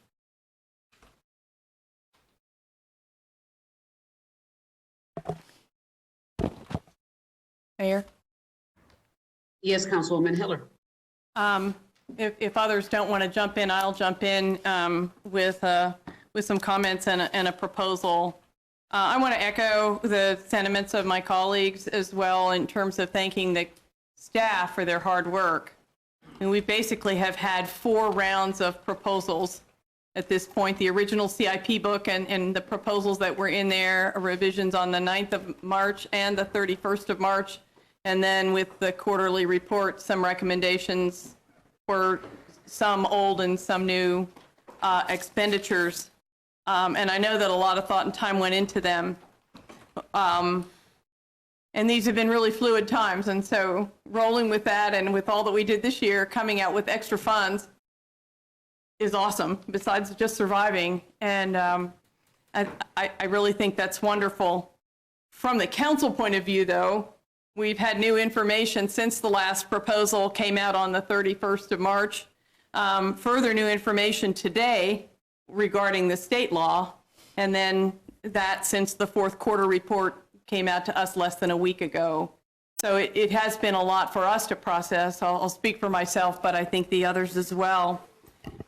What I see out of that, and I appreciate Councilman Dobler's confirmations, is that of the funds that we would be looking at financing capital projects out of, well, really the utilities are doing okay too in that financial report. But looking at the first 4 columns and general fund related, we're somewhere between 13 and 14 million up. with the 1.4 more or less that staff says needs to be taken care of in audit adjustments. Our balances already we're over minimums in the general fund and in the debt service fund. So those dollars are available for us to look at financing our CIP with. We also have been, and again, staff's done a great job, but we have at least 45 million in COVID money coming our way, some of it for capital projects, some of it for some of the other things that may be available for some of the other things that were new ideas from staff beyond our core infrastructure kinds of things. And then we did talk a little earlier about, maybe as much as $100 million sitting in that already authorized budgets that we could look at to reprogram forward. And then all of that further complicated with Senate Bill 13, wanting, at least for me, to optimize how much money is available for the operating budget this year. So using cash so that we're not adding to the debt as much as possible, and there were some good strides made toward that. Kind of with that scenario, the proposal I would have, and I don't know if it can just be across the table to you or it needs to be a resolution, but would be to propose that we send the full set of recommendations back to staff to look at again, and ask them to get us back to the $9 million CIP cap, which in simple terms would be $10 million, to not necessarily take the projects out, but to look for other money, get them done, to, let me see, got lost on here, using the past authorized funds, the dollars left from 2020, COVID money, and the fund balances. Okay. Get us back to $9 million in the bonding cap. Add an additional $2 million per year for at least 2 years, additional mill and overlay. The streets are a top priority. They have been with the council. It appears there could be capacity to dollar-wise as well as staff-wise to do them. And also address the entire curb and gutter backlog in the next 2 years, if possible. Dollar-wise, the money seems to be there, but it's not been line itemed, and or it's had other things put in its line item. Then just to review and reprioritize everything with that in mind. It appears that the numbers would run and we would still have comfortable balances in our funds and be in a much better position to be absolutely solid on the CIP side, and city manager and I have discussed it, even feel comfortable in a position to transfer some of the mill levy that's currently going into the debt service fund over to operating to give ourselves a cushion on the mill levy.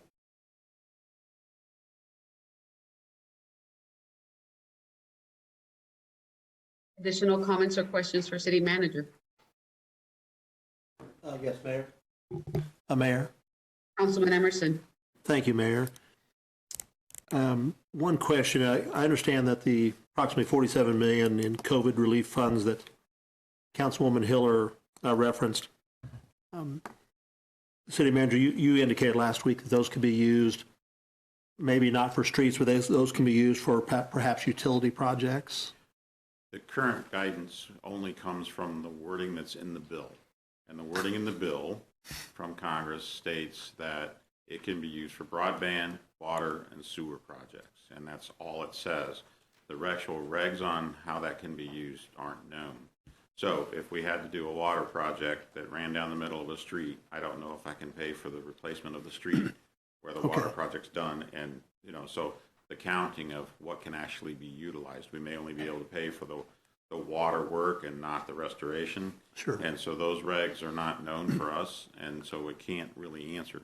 But it clearly states that's the case. And then there are a number of other things that it says we can do, revenue replacement, There's looking at tourism and those kinds of projects and things that can be done related to that. There's also some guidance that you can help various businesses and individuals related to issues of COVID, not unlike what we had for CARES. So the guidance is really limited at this point. We're waiting for the Treasury regulations to actually be developed and given to us. Okay, I guess, thank you for that. So I guess my question is, like tonight, if we would have, sounds like we're not going to vote on this, but if we would have, immediately afterwards, you're wanting to issue revenue bonds in the amount. Well, does that mean that we would issue the total amount of issue? I guess I'm wondering. Well, it would take some direction from you as a governing body, and that's the question that I've been wrestling with. Is we know we have a great need. So the issue is do we want to sell what we normally would sell with revenue bonds and utilize a portion of the money that we're going to get from the federal government so that we're actually catching up on some of these projects? Or do we want to supplant what we would normally issue in the way of bonds and replace that with the American Rescue Plan? So it's really a which way do you want to go? That eases us to maybe we don't need to have a rate increase as soon if we were to utilize the funding that we get, but we don't gain anything in the way of ground on the backlog of work that needs to be done in our water mains and so forth. And so that's really a question philosophy-wise, how do you want to pursue this? And thank you for that. I guess my question is, though, do we, the next day, I mean, after we adopt this resolution authorizing revenue bonds, do they go out in the next day or the next time bonds can be sold, sell that much? We begin the process, and so then we look to schedule it related to when we would actually, there's a process that takes almost a 2 to 3 month time frame in order to actually sell the bonds. But because it's that long of a time frame, we would typically begin immediately with the authorization to begin the process of selling those bonds.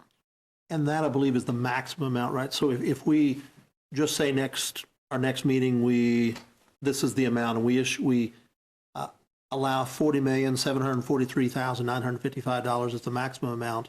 If we get $47 million and find that $30 million can offset some of that, maybe we only issue $30 million, or? I believe that's an option, yes. Okay. Thank you.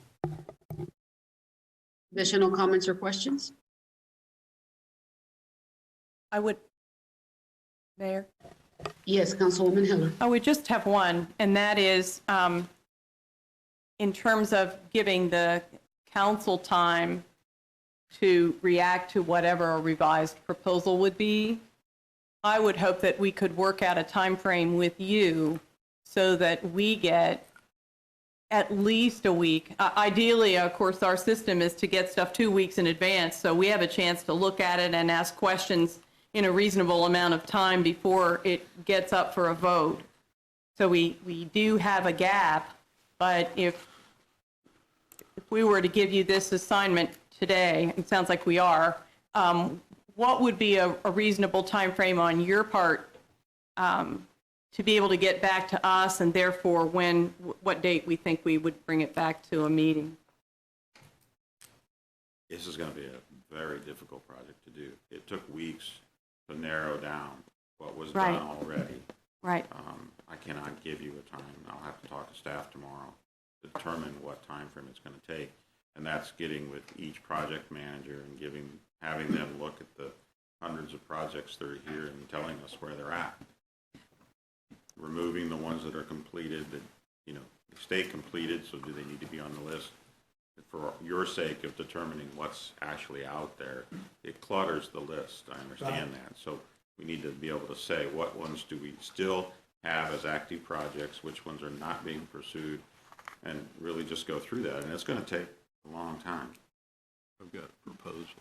My thought would be that you could do the reverse for right now, which is just to ask them which ones are not active, and you'd know.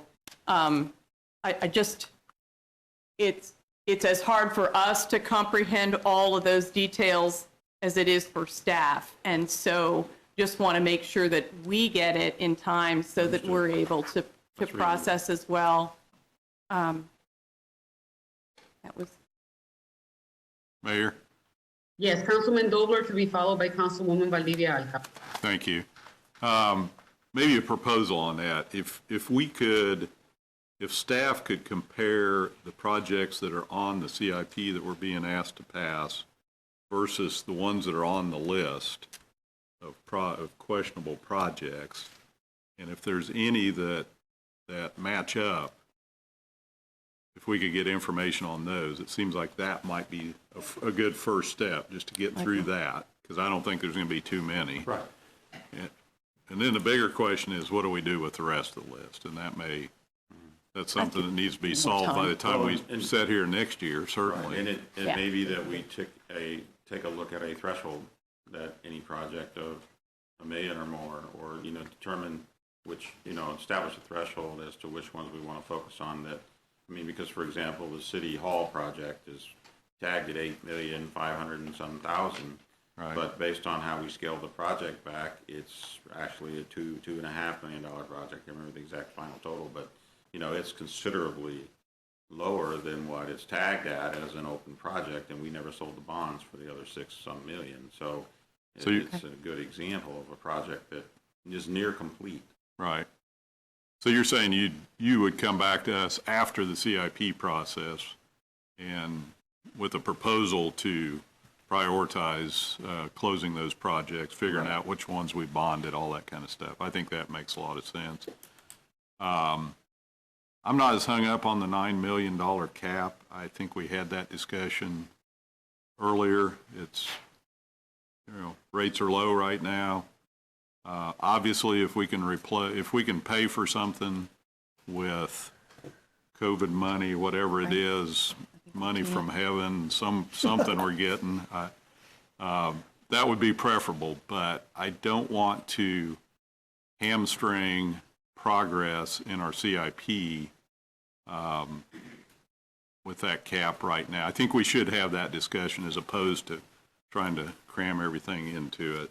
So those are my comments. Thank you. Thank you, Councilman Dobler. Councilwoman Valdivia Alca. Thank you, Mayor. So my question is Brent, on each one of these projects that we're looking at is on the quarterly report that are still open. So there's a project number for each one. And is it the individual project manager that pulls up this project number and looks at notes, or does this project manager have to pull information from numerous departments to get a sense of where the project is, if it's really closed, if it's whatever the case may be? Well, they track it along with finance to be able to determine where the project stands as far as its expenditures. They approve the payments that should be made. They're sent to finance. Finance records them, issues the check in order to be able to show. So they have a general idea of, they know what payments have been requested for those particular projects. So that information is known to the project manager. Project manager also knows which components of the project have been completed, change orders that are necessary. So they have an understanding of where that project particularly sits related to completion and expenditures. And then they coordinate that through finance in order to make those payments. But pretty much when that project manager pulls up that project number in the database, that database is kept relatively up to date. Yeah, it should be. There's a project tracking that they're doing for each of those. And that's one of the things that we've tried to do is keep the completion of those projects updated online, and we've made some changes as it relates to that. So bottom line is that project manager knows what needs to be done still related to that project. City manager. And the amount of time or the length of time that you say or how difficult this is going to be, you are looking at it from it. I mean, how are you looking at it that it would be such a difficult project to complete, to get all of this updated? Yeah, I think it's each determining who the project manager is for each project out of the multiple hundreds that are here, and having them provide information Some of them will be easy. On this list, you have completed projects that would be no longer there's anything happening because it's stated it's completed, unless there's a final payment, like as Jessica mentioned, for retainage and that type of thing. But it's just making sure we figure out who's got responsibility for that project and where it's at in the process. City Manager, Yes. can I ask a question with regards to our systems? Because maybe I am way off base, but I think that this is the time to ask the question.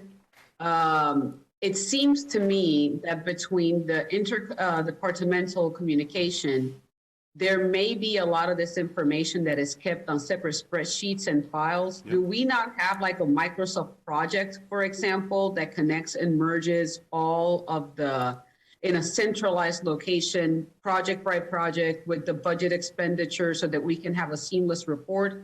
And what we're having right now is an issue of technology not being used to the maximum ability that we may have, that maybe some private companies are using. And what we have is spreadsheets and files and change orders that are being tracked in different ways that we have to merge together, which is what makes it so difficult for finance to have all of that information quickly. Yeah, I think that's probably accurate, but I couldn't tell you exactly, but I don't get down into that detail as to what they're doing and how they're tracking them. So I can't answer that as specific. Jessica, yes, do you have a comment? Yeah, just real quick. So there's a lot of questions about this section of the report, and they're very good questions. Some of it comes down to semantics, some comes down to details. So if it would be all right with the city manager, what I would like to do, whether it's the next meeting or the follow-up meeting, is how about we have public works or utilities plus finance. Let's walk the city council through the process of what it means to open a project, assign a project number and the software like that Public Works uses, what it means in the report when it says encumbered or the project status. And while all of those columns or data points seem really straightforward, there is nuance to them. So maybe it would be helpful to kind of walk everybody through the process and dive into what the report is showing. And then that way we will be able to better ensure that it is reflecting the needs of the council in terms of what information you're trying to extract from it. Because the report, it's just a report. So there's not a lot of filtering. When we download from our financial system, something is stay complete, and maybe the governing body, if you're just waiting for, I'm hearing a lot of feedback, I apologize. Maybe like if you're hearing like the retained piece, maybe. The feedback is coming from the council chambers. Okay, I think they just muted. Thank you. So like for the retained ones, maybe that's not a project that as a governing body you want reflected in that report, because at that point it's more of a timing piece. Or maybe if a project has been initiated on the public works side just by assigning a project number, but they haven't moved forward with any significant work or encumbrances, maybe that's a project that doesn't need to be reflected there. And so if we can discuss what the report is showing and also discuss what the council needs from the report, we might be able to have a more useful discussion surrounding the open questions. But that's just an option. I'll leave that there. Councilman Duncan. Two things. First, and piggyback off what Jessica just said, I think a presentation would be fine. It's probably great for us to better understand the process. I will say, and I understand the issue here is quantity to some degree, but the flip side is if we can't figure out pretty quick why a project's been open since 2013, then we've got to assess our process and why it takes us so long to figure out why that's been open for 9 years, 8 years. I mean, I'm sorry, if that means we've got to invest in some better system, let's figure out what that system is and come tell us what that would cost and let's figure it out, because that seems a problem to me if we can't in some timely fashion assess why the heck is this project been open for so many years. So I'll just throw that out there. But the other comment I wanted to make was I agree with everything Councilwoman Hiller said, except I will go back to what Councilmember Dollar said. We did have the discussion, which I opened up a month ago about keeping that for those 3 to 4 years. The staff presented that threshold to a little bit higher.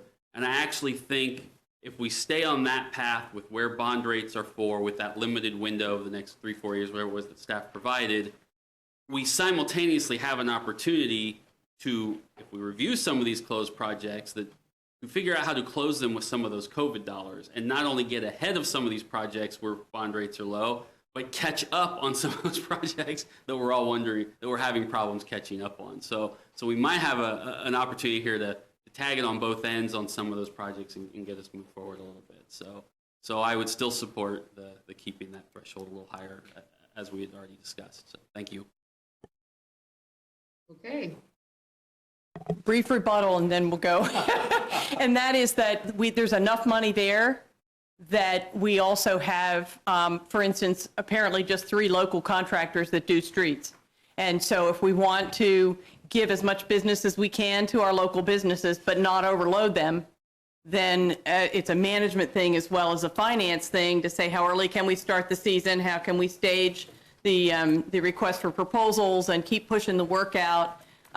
Work like curb and gutter can be done through the winter, and we don't.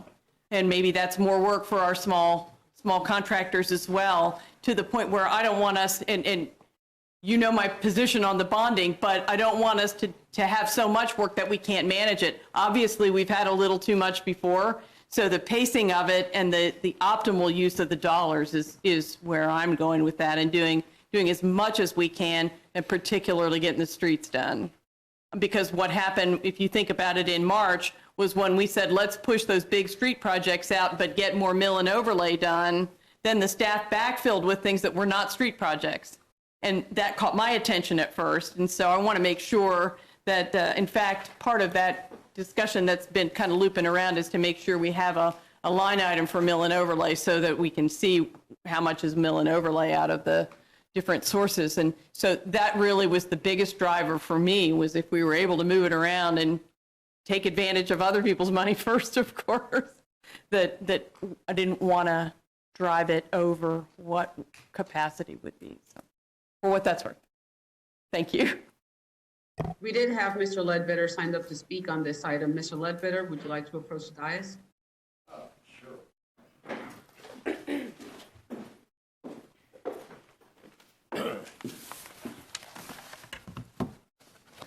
Thank you. I, of course, am opposed to voting on this tonight. It's been interesting sitting here on the front row watching this, because I'm going, look at all the questions that were never answered. And I'm going, God, I hope I never do that in front of a judge in a trial. And I won't. But the body here is doing the exact right thing. You're actually vetting these projects. You're asking a lot of tough questions that I wish had been asked earlier in previous years, over the last couple of years. And I'm going to talk about a couple things that I find unneeded. In the CIP, you want to add $400,000 to heavy equipment. I think that that is bizarre, because we're really not doing the hard work of actually finding places to cut and save money, i.e. privatizing, i.e. forestry, which has an $830,000 budget right now.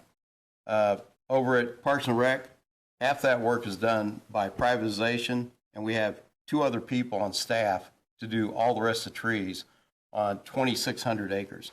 I believe that's a lot more trees than the city of Topeka has. That's about a $200,000 budget per year. Looking at street sweeping, we know that would only cost $150,000, and we could privatize that. That means we don't need a lot of extra equipment for that department. In fact, we need no new equipment for some of these departments. I don't see any need for all of this extra equipment being bought, this heavy equipment. On street repairs, I found out we spend $6.7 million a year on that line item. We've got 54 FTEs, and I'm wondering, I'd love to see that privatized, because I think, my personal opinion after watching it for 10 years, somebody's got to do a better job than what I'm seeing on fixing potholes. And so I'm willing to have that conversation. That's really part of CIP because it talks about how to lower your investments in all these equipments and things like that. I have a problem with a blank item of $300 million for stormwater projects. I think these things need to be broken out. For too long, I've watched, and it's probably the last several years, I've watched utilities, which is about a third of your budget, seem to not have hardly any oversight from this council. And I don't see their projects going, I don't think they're going to the infrastructure committee, are they? And that's a big hole in management. This council needs to be actively overseeing all of utilities. We've now got the highest stormwater rates of any city in Kansas. And I took that out of the Black and Beach study that was signed by the manager for that contract. I looked at those PowerPoints. They said only Des Moines was higher. I said, well, that's not in Kansas. I guess they didn't know that. But anyway, I really would encourage you to vet these numbers, vet these projects. I find it interesting that we have all these pots of money, and we're not sure how many pots of money there are and what we actually borrowed for, and did we borrow and now it's in the bank, but we're still paying interest on it. And I'm telling you, I watched this, and those are the kind of questions that weren't being answered. So to me, you've got a whole lot more that needs to be answered before you vote on this budget, in my personal opinion, to do your actual oversight duties and your fiduciary duties. And I would certainly encourage you to do that. I landed just on the right time. Thank you. Thank you. All right, additional comments or questions?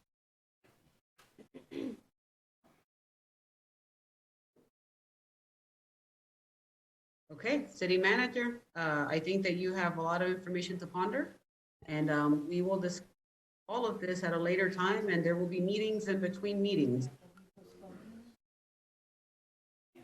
We now move on. Mayor? Yes. Mayor, we need to take action on this, either to defer it to a date certain or what have you. Yeah, postpone. Okay. Okay.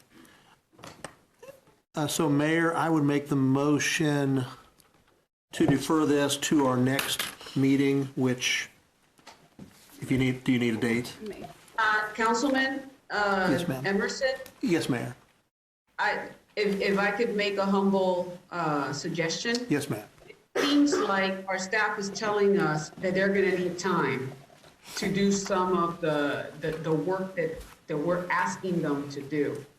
And if we're gonna defer this to the next meeting, which is probably gonna be in 2.5 weeks, it seems like we're gonna be back in the same vicious circle of coming back with information from staff, with the body wanting to have individual meetings with the staff to make sure that they have all the information that they need. And this is the third time the staff has brought this to us.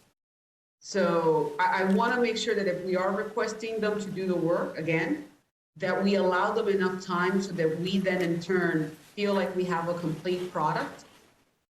So my recommendation is for a humble consideration of maybe moving this up to a month, so that it would still allow us to have that conversation the end of May, for example, so that we could then start immediately having our conversation with the budget with the full understanding of where we're at with the CIP. Mayor? Yes, city manager. I think I would request the governing body state May 11th as the next time to debate, discuss this.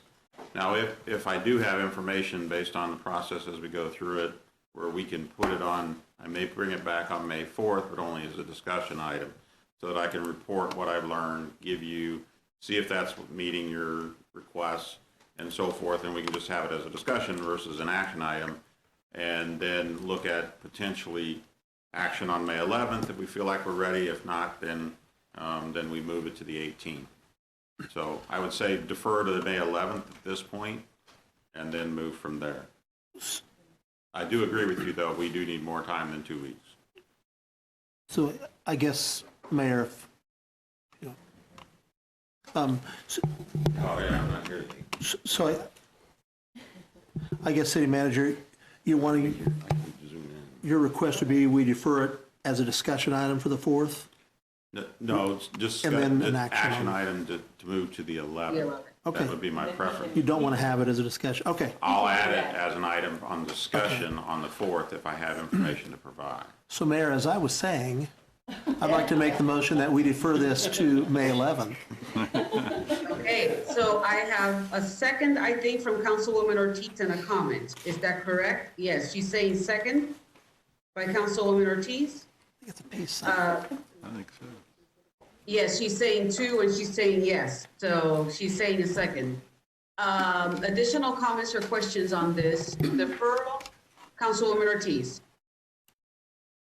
Thank you. I was just wondering, this is for legal. Can he, in his motion, just say to defer this to a meeting in May without giving the date? Councilmember Ortiz, it needs to be a date certain under the rules if you want to defer it. Okay, then my next question would be, since I know we've discussed it, can the city manager just pull it from the agenda? At this point, no, it would. No, you mean from this, I'm sorry, from this agenda to this evening? Right. No, we'll need a motion. It's up for action. We just need to have a date If I- certain so that they can follow through. I think if I had done that. I guess my concern is, what if they're not ready by that date? Then we'd have to bring it back and then bring it back again. Yeah. And I understand what the mayor was saying, that would be my concern as well. Yeah, and the other, Councilwoman Ortiz, the other thing is if the rest of the governing body agrees that I could miss the meeting on the 18th, then I would be attending that by virtual. So my preference is that hopefully, not to mention with budget timing, I would prefer to try and wrap this up on the 11th if at all possible. So that would be my preference, is that we work hard to try and be ready on the 11th.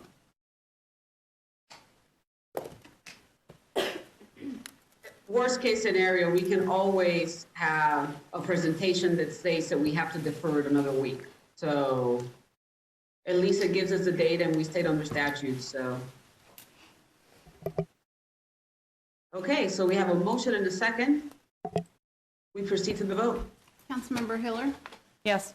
Valdivia Aqua, Yes. Ortiz, Yes. Emerson, Yes. Padilla, Yes. Nager, Yes. Dobler, Yes. Duncan, Yes. Lesser, Yes. and Mayor De La Isla. Yes. We have 10 yes, motion carries. All right, we now move on to item E, if the clerk would read. Mayor? Yes, sir. Given what we're at, I think my request would be is that we pull this item since we haven't started discussion. We just Yep. pull this item. That way we don't have to do any Yep. other motions, et cetera. So we'll pull this item and we'll take it up in conjunction with the budget. Okay. And that being said, we will have the non-action item. However, it is 8 o'clock and it is customary, it is customary for this body to take a 5-minute recess. At this point in time, it is 8:14, around 8:21. We shall be back in the chambers. Thank you very much.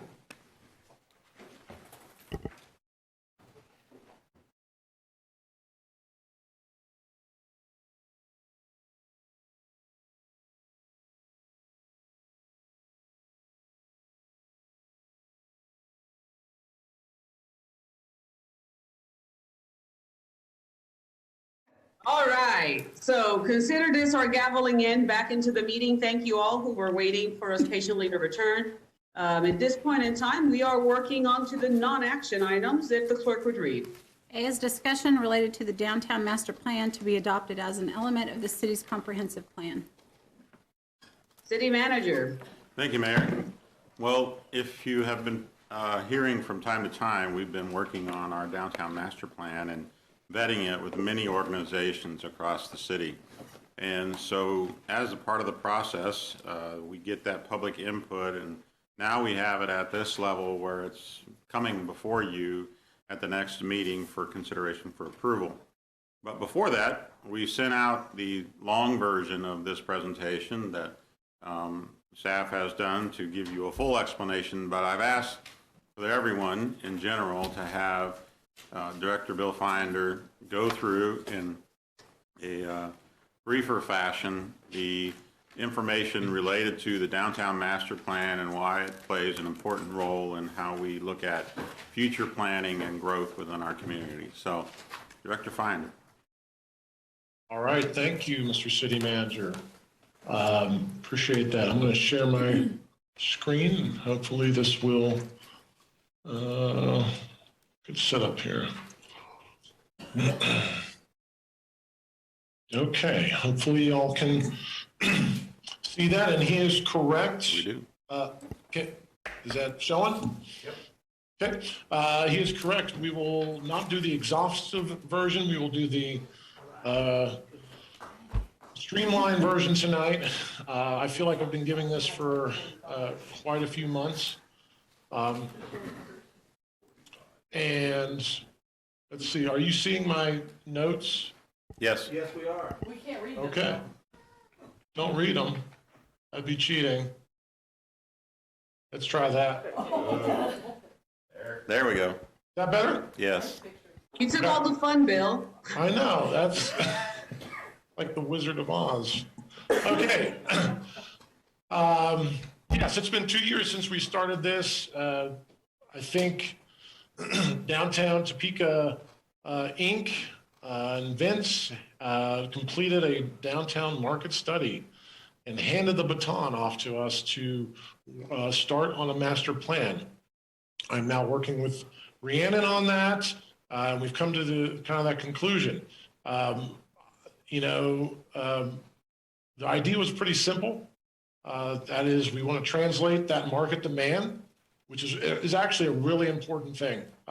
You don't see many plans, land use plans like this, use that as a foundation. And Rhiannon and I have talked about this, how important that is. So that was a really important step. But then we needed to translate that into a collection. What we have here is some achievable visions to put that into place. And so we've had a pretty organic process and led by a lot of real-time planning with stakeholders. But I'd just like to give a quick shout out to my staff who did a lot of the heavy lifts, namely Dan Warner, Bryson Risley, and Tim Paris. So let's move into this. I don't need to go on about the current generation of downtown development. You have lived through it, experienced it, the unprecedented improvements over the last few years through those public-private partnerships. But this did not happen overnight. And I think many of you know that as well. It started in envisioning work 10 plus years ago. And so the question is really, where do we go next? Do we rest on our laurels? We really need to start that planning now to find out what is the next vision or generation. And that was unclear. Not so much because we had few visions, really we had many visions. And so we really needed to sort through those. We had a lot of boats out there, if you will, rowing in different directions. 19 different plans or studies over the last 20 years. And that includes our 21-year-old downtown plan that is the city's official plan. So the purpose of this was really to align all of those efforts into a singular, common, and shared vision so we can all row in that same boat together. And as you know, the saying goes, you can get there farther if you go together. So that's what we want to do with this. So what is this plan? It really, how do you use it? Well, it guides, it is a policy document, first and foremost, that guides our physical development for downtown in terms of land use and where public and private investment should occur. It is market-based, as I told you at the beginning, how important that is for the first 10 years. And then we do have some aspirational visions beyond that. And we do this through an alignment of 9 different district plans. So we have plans within a plan that we will highlight a few of those later. The foundational objectives for this are that we need to be welcoming. We need to be activating our spaces that are not activated. We need to be resilient and diverse and well connected. And that is helping us achieve, hopefully, that higher quality of place and life that can attract and retain talent. Because as you know, the talents, where the talent goes, jobs follow these days. So this gives us a tremendous return on investment. I like to show this, it on that graphic on the left indicates how important downtown is with this investment. This return on investment shows that improved land value per acre is 4 to 5 times higher downtown. And that's that big spike in the middle than anywhere else. And this can also have a ripple effect into adjacent areas as well. So we talked about the market study. What were those conclusions? That we certainly can be adding another 900 to 950 housing units over the next 10 years. We can be adding a minimum of 200 new hotel rooms. The retail footprint, which would probably shrink just as it is, it's pretty much across the industry, but it would certainly support certain segments to expand and still fairly sizable footprint downtown. And then office can also add and rehab another 300,000 Class A office space. So in a nutshell, like any good portfolio, we want to diversify and have less exposure with any one use, which is a theme throughout the plan. However, we kind of have an issue. As the market study pointed out, we just don't have enough investment demand to reinvent all areas of downtown. We have a pretty big downtown, 7 times the size of what Lawrence would be considered. So we have to be more intentional with our investments to achieve a higher hit rate, as I say. And we did. And so how do we do that? We came through with a districts or what we call a districts and hubs framework, and it helps us to be more strategic in 2 ways. One, we create a set of complementary districts, not competing districts, but complementary, and so all 9 have their own identity and branding, which makes them more marketable and really can stretch that finite demand to do the most good. And then secondly, as our primary spine, reinforce Kansas Avenue again with what we call activity hubs. For example, Evergy Plaza is that middle star over here, and that's the Carl's Jr. star. That's our de facto center of downtown right now. And so what we're trying to do is connect all these districts by using, again, Kansas Avenue as that reinforced spine. And if we can do that within 5-minute walks of each other, and we can really begin to connect from one end, from Noto down to the Tower District, and really begin to stretch the area while still reinforcing those districts. So I'm going to take you to the next part, the district plans. We'll give you a little bit of a highlight of those hubs, what I'm talking about, and then you can get a flavor of some of the district plans, which make up the bulk of the plan, its master plan. So if we start down at the southern end, for instance, at the Tower District, where the water tower is, the southernmost hub that's envisioned is a sports indoor field house in this Tower District, which is primarily meant for youth teams and larger regional national tournaments. There's been a group with that vision working on that for a downtown location. We don't have a lot of blocks that can accommodate this footprint while still being within walking distance to Kansas shops and restaurants. So that is one potential. And then as we move further north into really what most folks would consider the core of downtown, that historic Kansas Avenue district, we have two other hubs, as I mentioned, one being Evergy Plaza, the other being the Cyrus Hotel. And then we would continue a 5-minute extension north of the Evergy Plaza. And that brings us down into the Office Catalyst District. And so the next potential future hub is envisioned here at 4th and Kansas for a convention center and hotel at the current law enforcement center site.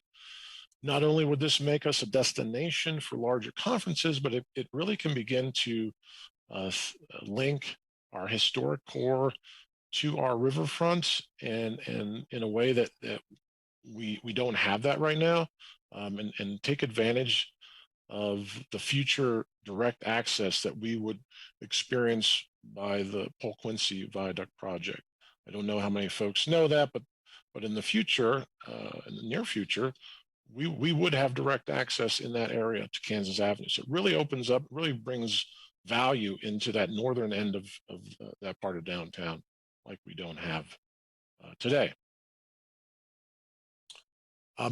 Continuing moving north, the next hub is really more of a macro hub. It's more the district when we get to the riverfront on the south side.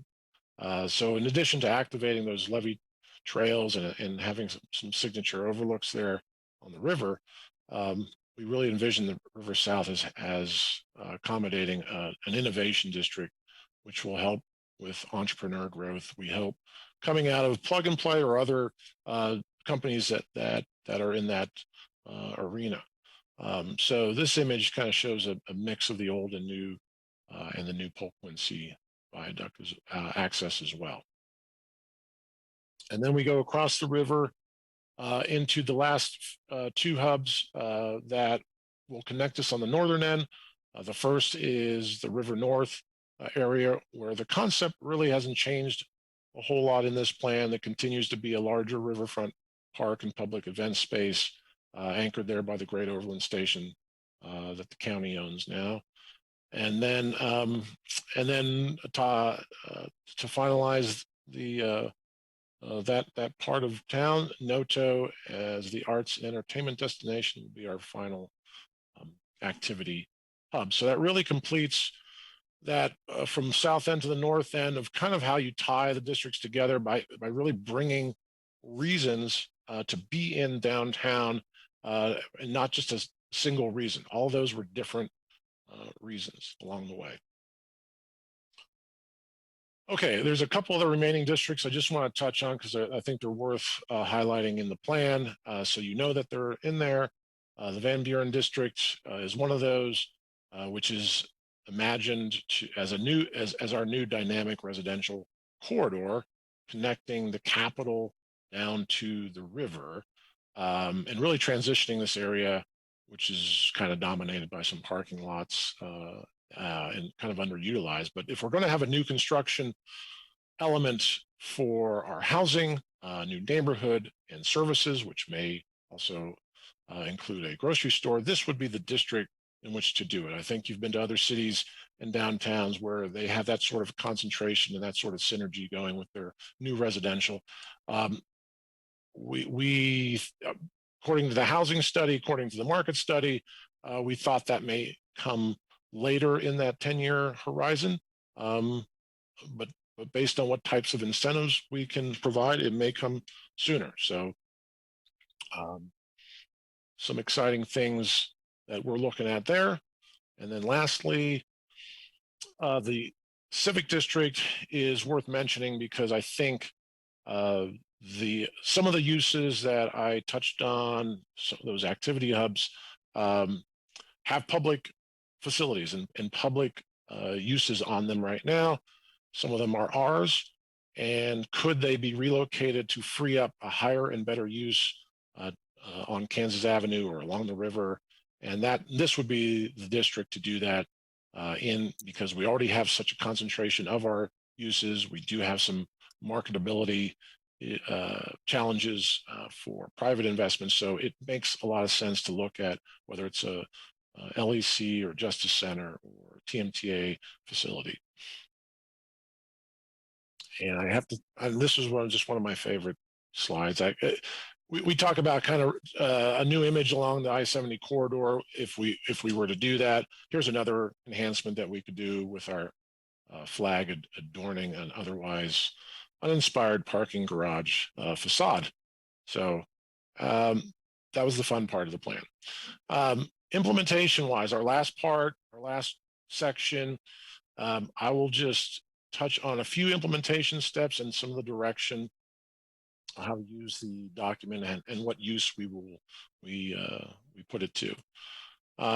We did do a survey at the end, trying to get a sense of what people in the community thought were some of the big ideas and how they would prioritize those.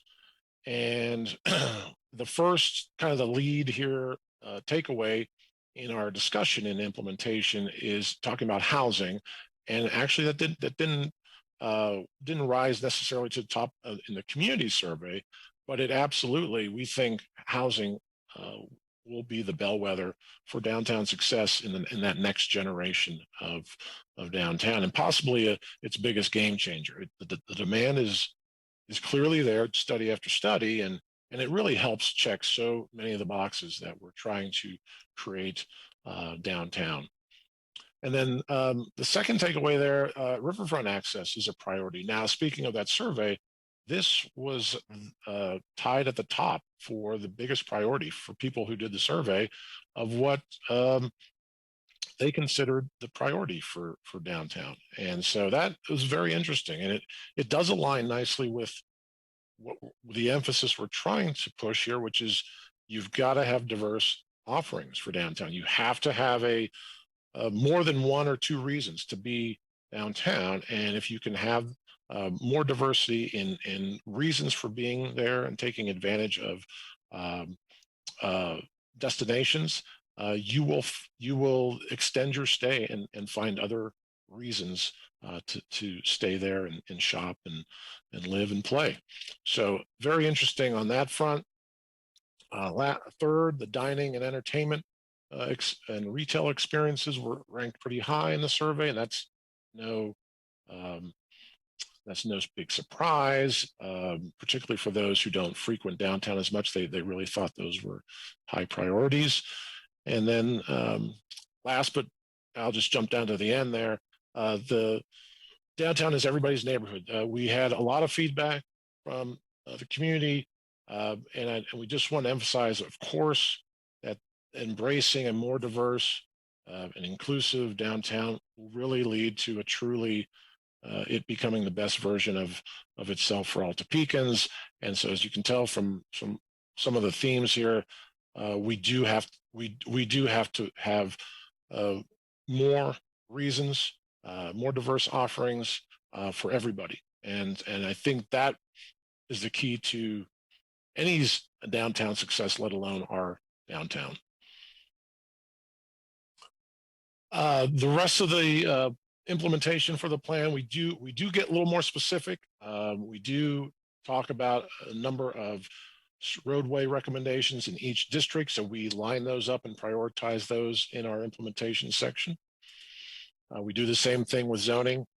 We will have to come back to you with a separate zoning process that will help expand our D-zoning for downtown, which is to help emphasize the mixed use, residential and urban form that we are promoting. And then and also we have design standards that will attach to those zoning changes when we come back. And then lastly, while I don't have a slide for this, I will also say that one of the other reasons you use the plan that it can help guide is with our incentives. We have some very good tools out there right now, but as Rhiannon and I are finding out, that if you really want to attract that catalytic development, we may need to look at having bigger or more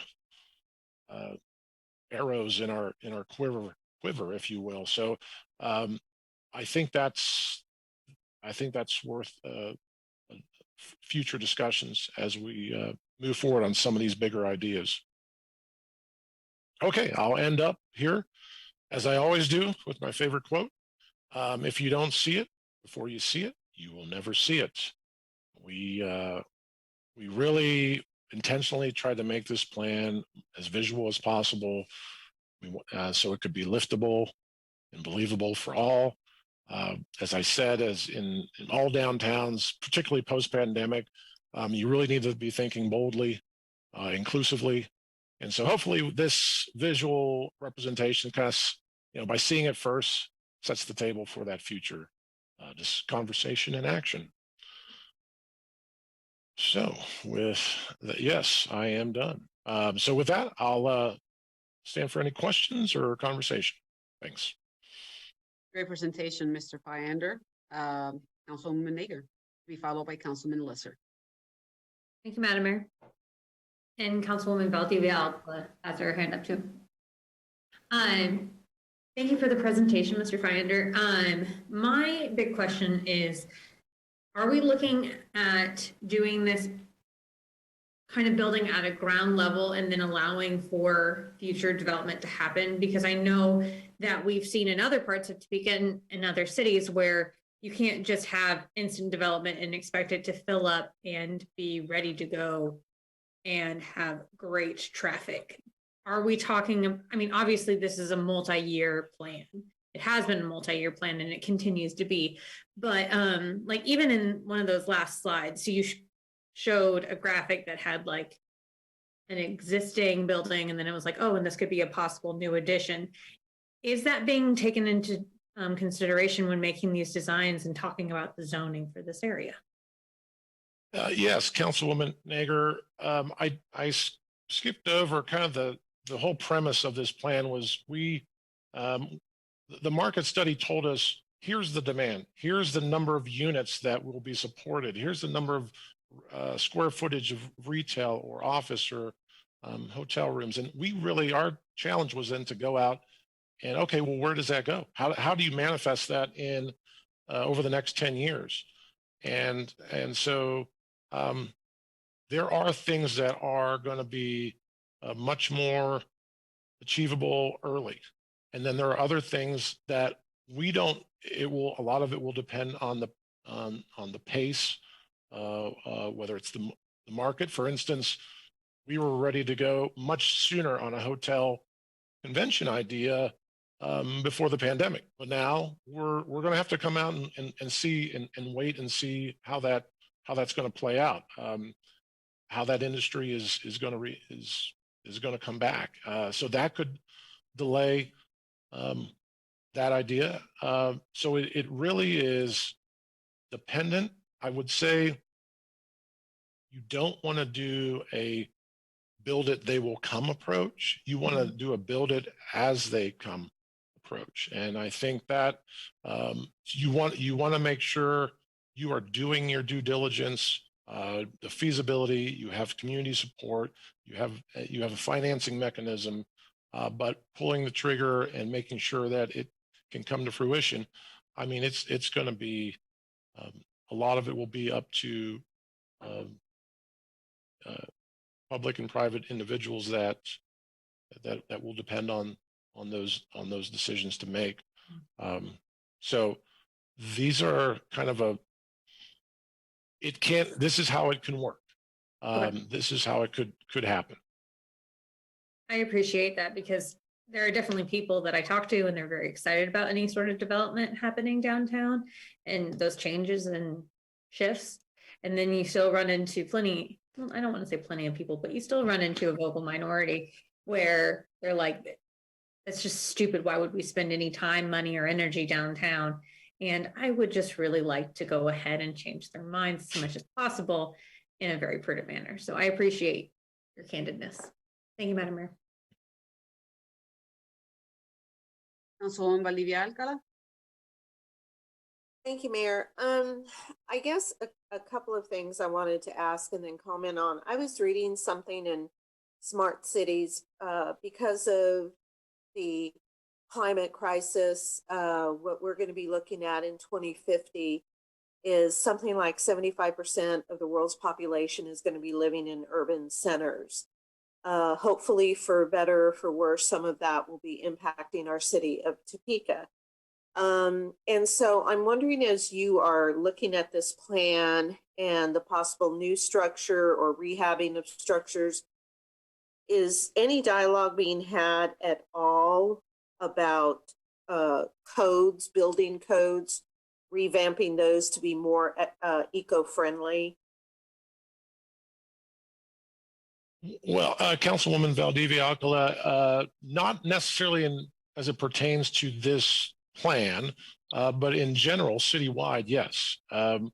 We have a energy conservation code that actually we need to bring to you this year, later this year, that will address some of those, I think, decisions that you will need to make as a body, policy wise, whether or not how far you go with some of the requirements for energy conservation in residential and in commercial buildings as well. So from that standpoint, yes, from that, but it not necessarily pertain to downtown, although our codes are the one that we were working on with the existing building code. That definitely pertains to downtown because you're going to have a lot of reuse of buildings, and you want to reuse the buildings downtown, and that code can actually help very much streamline some of the more stringent stuff that we have in our newer building code. I'm sorry, I'm not sure if I understood that. So with this particular plan that we're looking at, is there any consideration being looked at more stringent, eco-friendly building codes, being progressive in nature, forward-looking in nature, how you all are doing? Because of the climate crisis that we are in, because we know urban centers heat up the atmosphere. And so you don't want to waste the energy, the water. And I'm not an expert in this, but what I do understand is that we need to get a better understanding of this. So is there anything in place with this study that is being talked about in that way? The short answer will be no, not with this study. Thank you. Thank you. Okay. Is there the possibility that can be put on the table looking forward for our children and our grandchildren and for the continued growing of this city that we want to go on into forever?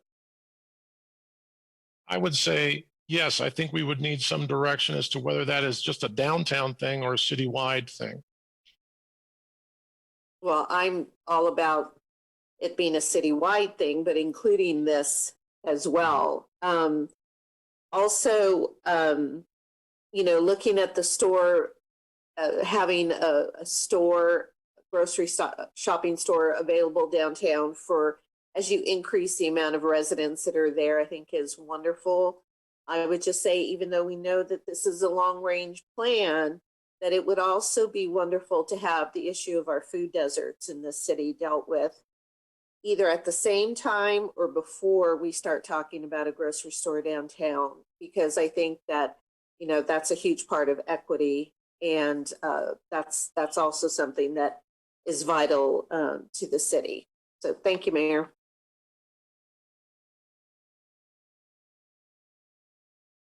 Councilman Lesser, to be followed by Deputy Mayor. Thank you. Bill, question for you. Councilwoman Valdivia touched a little bit right at the end of what my question was. And interestingly enough, where you said the policy, if you build it, they will come. I'm going to challenge you a little bit on that, but more so from the question of I want your opinion on it. And that comes to, I was actually thinking quite a bit about this weekend. And driving around and the food desert that we do have. Tell me how vital, in your opinion, I believe it's vital. Tell me if we were to lead with a grocery store downtown, do you still have the feeling of, that would kind of go against if you build it, they will come theory that you said. But my thought process is, and I'm curious to know what some of my council colleagues think as well, especially the voting members of JADO, is my thought this weekend was I could see that as an economic development tool of incentivizing a grocery store to come and open in the downtown corridor as driving housing, as driving people into that sector. Tell me what your thoughts are on that. And am I all wet, or do you see some possible advantages of us looking at some JADO incentives as an incentive for economic development and establishing a store such as that? Thank you, Councilman Lesser.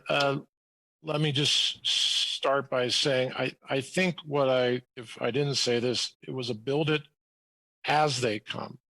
And so that's different than build it and watch them come approach.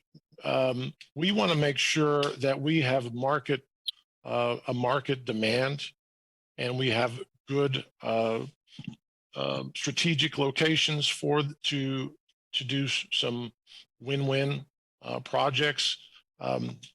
To answer your question about the grocery store, that's come up. We always, at least when we were doing this plan and that idea, we kept hearing people wanting that. But we also know there are adjacent neighborhoods that also have that food desert, and downtown is part of that. And so we think, you kind of have to have a dance partner in this, but we think if there's going to be a centralized location that can help east, north, central, and south of downtown to have a viable location, this would be a tremendous opportunity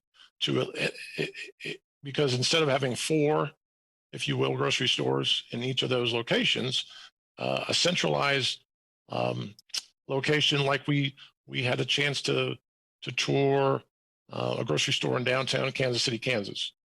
That was in downtown, and that was serving adjacent neighborhoods, and they had a mix of all varieties to serve the folks who work in that area and also who live in the area. So you don't have to go too far to see how it was working, and I think it was addressing a lot of their needs, much like we have. Now, there's a cost to doing that, and you touched on that. It's heavily subsidized. Some pretty thin margins. So yes, I would say that is an economic development issue that could be supported. And I'd even go further. I'd say housing is a huge economic development issue when you think about bringing a household to live here, which is what we're doing with Choose Topeka. You are capturing spending dollars automatically. A job can only go so far. A job is good, not putting down attracting jobs here, but it is at least comparable to having a housing unit is at least comparable to that economic impact wise. And the grocery store is just one of those catalysts that can check all those boxes that we talked about. It can serve new populations to attract the sort of new construction and new housing we were talking about. It can serve existing populations. What spurred my thought process was if you watch 60 Minutes this weekend, there was an inner city grocery store that was heavily subsidized. I would implore you to go back and watch it on Hulu or something like that. But it was very interesting of how this grocery store then actually became part of the community down there as well. And the community understood the importance of it. No different than towns such as Rossville, Silver Lake understand the importance of their small grocery store that they have there, that if they don't support it, you know, it's not going to be there. So I just wanted your opinion, because I look at our role on JADO as economic development is not just simply bringing in the large Mars, the large Walmarts, et cetera, et cetera. It's also bringing in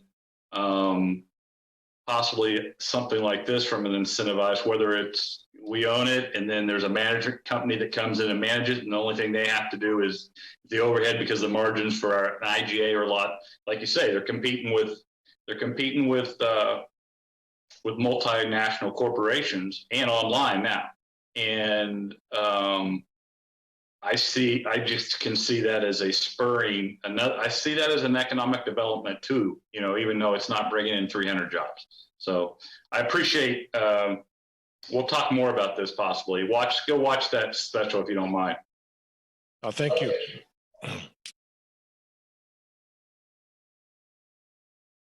Deputy Mayor.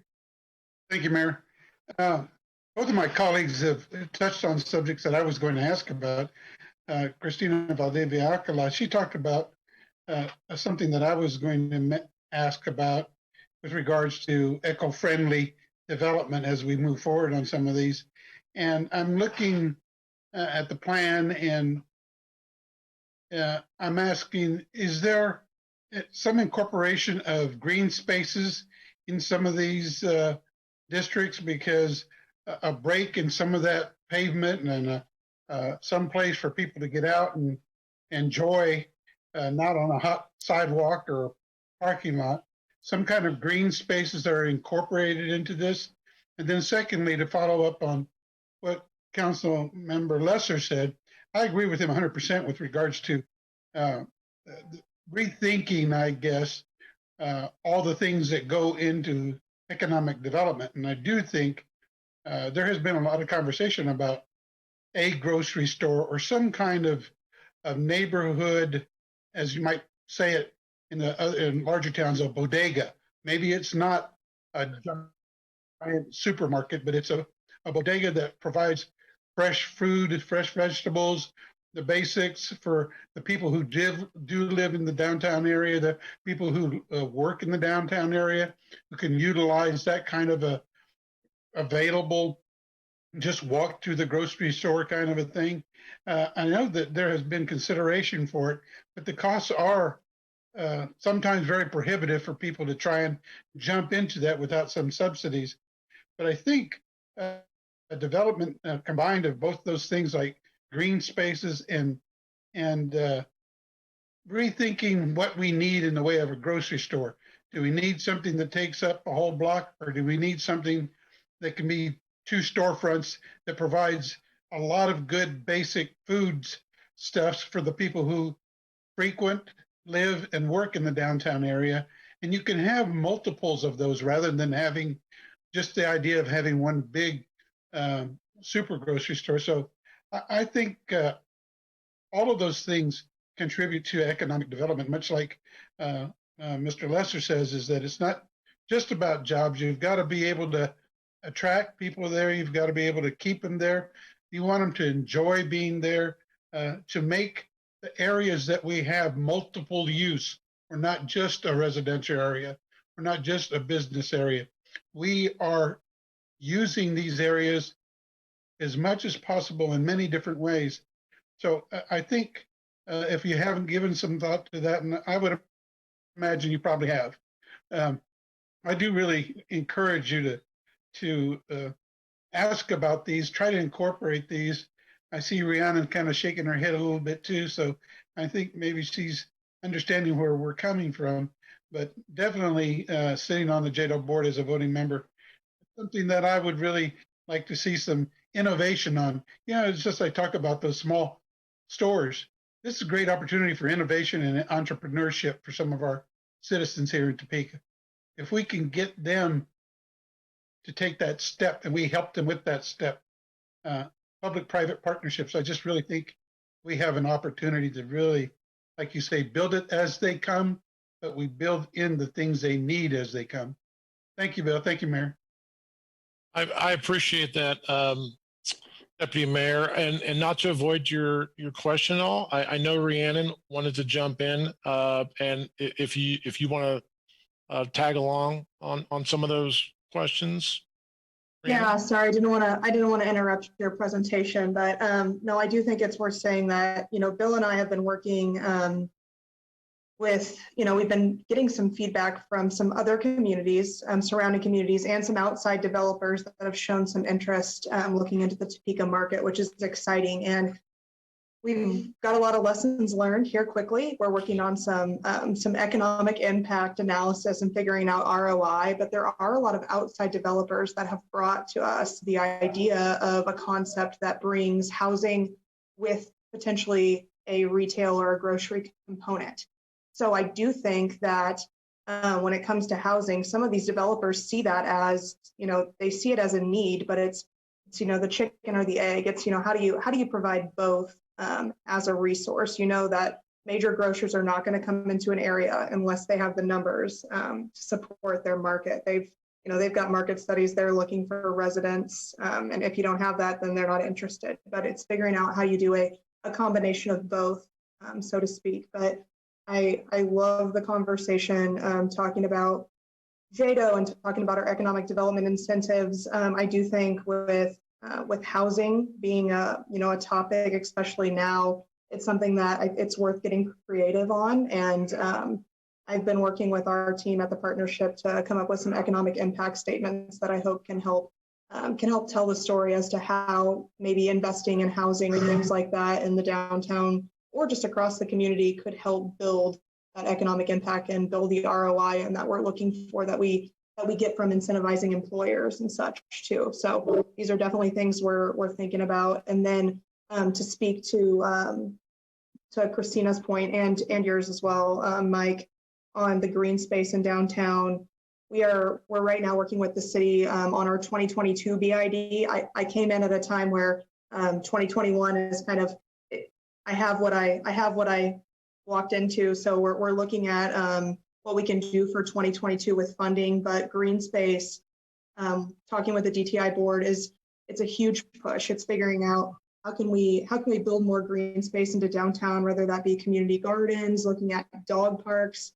We know that young professionals want to live downtown, and if they're going to do that, these are often people that have pets. Their pets are their children, so we need to figure out how we're going to accommodate that as well. So these are all conversations that we're having. So I'm glad that this is top of mind for City Council as well. Councilwoman Nager. Thank you, Madam Mayor. This might be a question for the city manager as well as Mr. Finder, but is it to address some of these eco-friendly initiatives that we want to see in the development happen downtown? Do we need to be looking at the building codes that we have been talking about specifically on with updating with policy and finance on that committee? And we've talked about it with this governing body. Is that where we're going to find that we can make the bulk of those changes so that whenever people do new developments downtown, they have to adhere to those greener initiatives? To answer that question, yeah, the code that I was talking about, I think you'll be addressing most of, where do you draw the line in terms of energy? It's an energy conservation code that is currently the city has applies to residential. We do not apply it right now to commercial. That is one of the changes we would bring back to you.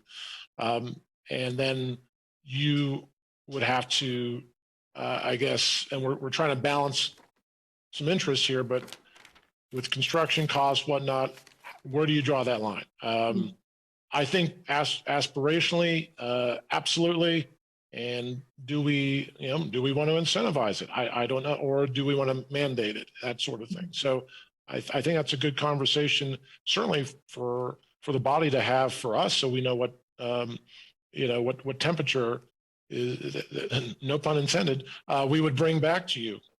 So I would very much like to pursue that. And I think that with the conversation that we're having right now, at least with the Zoom members, sorry, people who are there in person, we're kind of dominating it right now. But I think that that would be something we would definitely want to talk about. I also have a text from a very vocal and very dear to my heart constituent, my mother. She just said trees. And so I think that there is a really big push, whether it's in my personal family or whenever I'm talking to other constituents, to really push for those green spaces and make sure that we have them.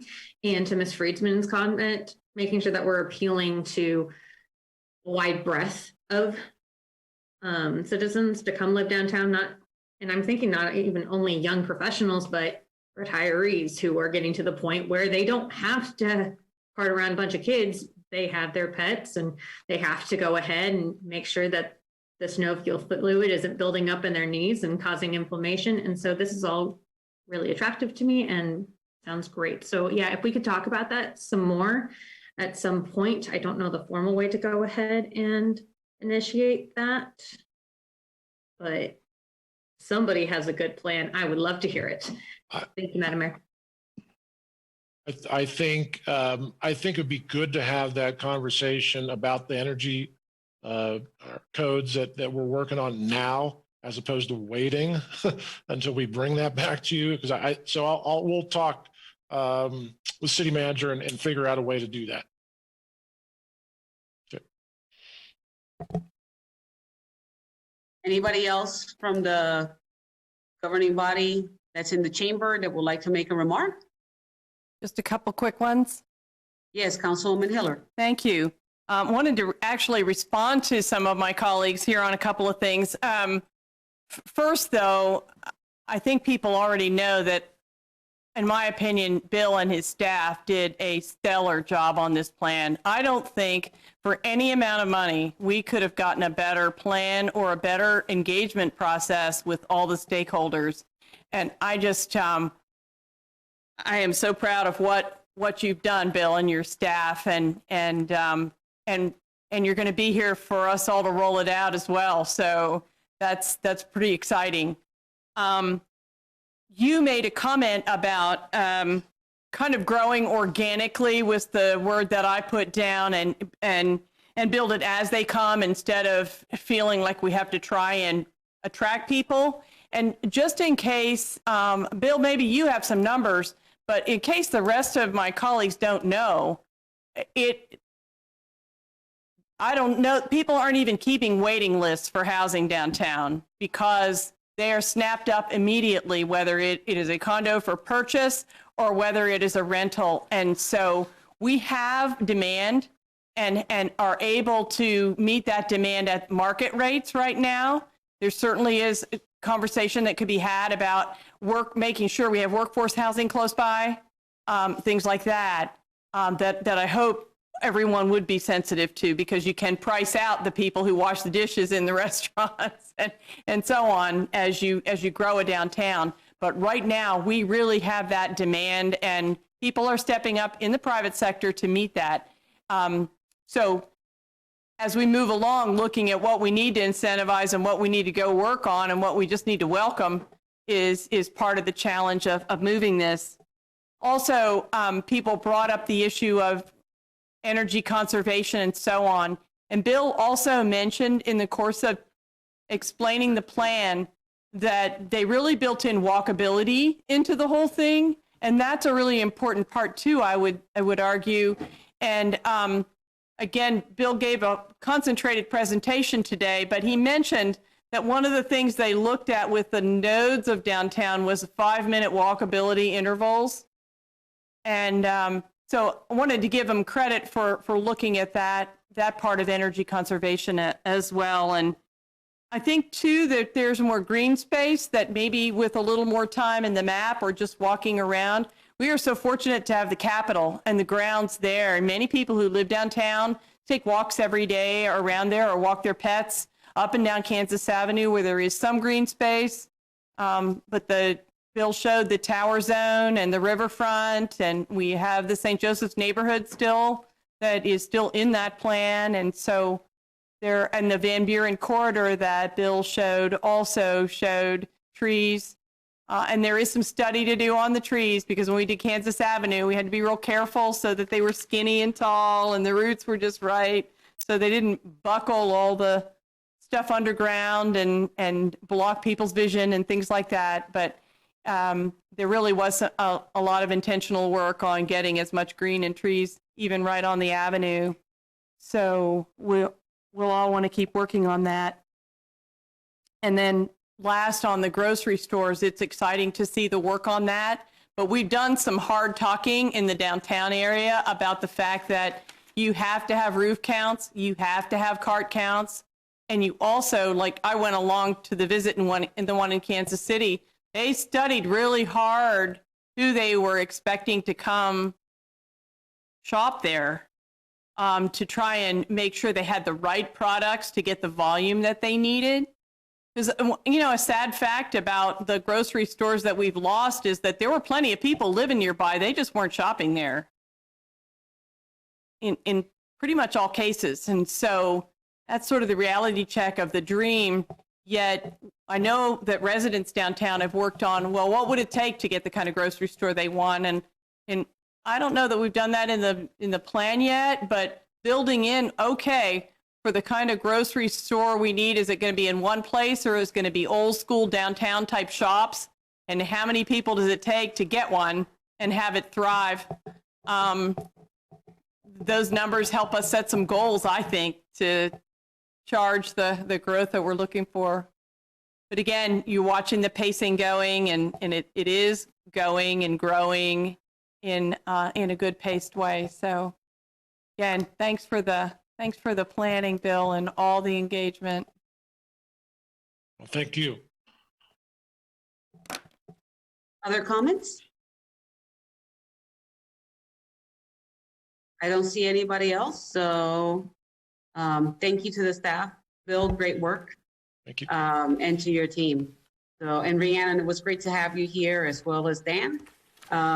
We now move on to the public comment section. It seems that there is nobody signed up to speak for public comment, if I am correct, unless anybody signed up in the meeting. No, there's no public comment. Okay, being that there's no public comment, we move on to the announcements. And the clerk starts. There's no meeting, right? Correct. No meeting next week. All right, then city manager. Nothing tonight, ma'am. Councilman Duncan. Nothing tonight, Mayor. Thank you. Councilman Lesser. All I want to say is happy 20th birthday to the Big D, Dylan Lesser, my fireman in training in Hutchinson Community College. Told him I would give him a shout out, and I'm lucky to be your dad. So happy birthday. Happy birthday, Dylan. Councilwoman Hiller. Just two things. One, tomorrow is Administrative Professionals Day, and so a shout out to our council assistant, Liz, who waits on us hand and foot whenever she can, and is very much appreciated. And stay tuned for news about the river. The weir is done, and the Riverfront Advisory Council is working on a celebration for Friday, May the 7th. So watch in your inbox for news and some excitement. That's it. And thank you also to Jane, who's been wonderful, and Leroy, who supports city manager. Councilwoman Valdivia Alcala. You're muted.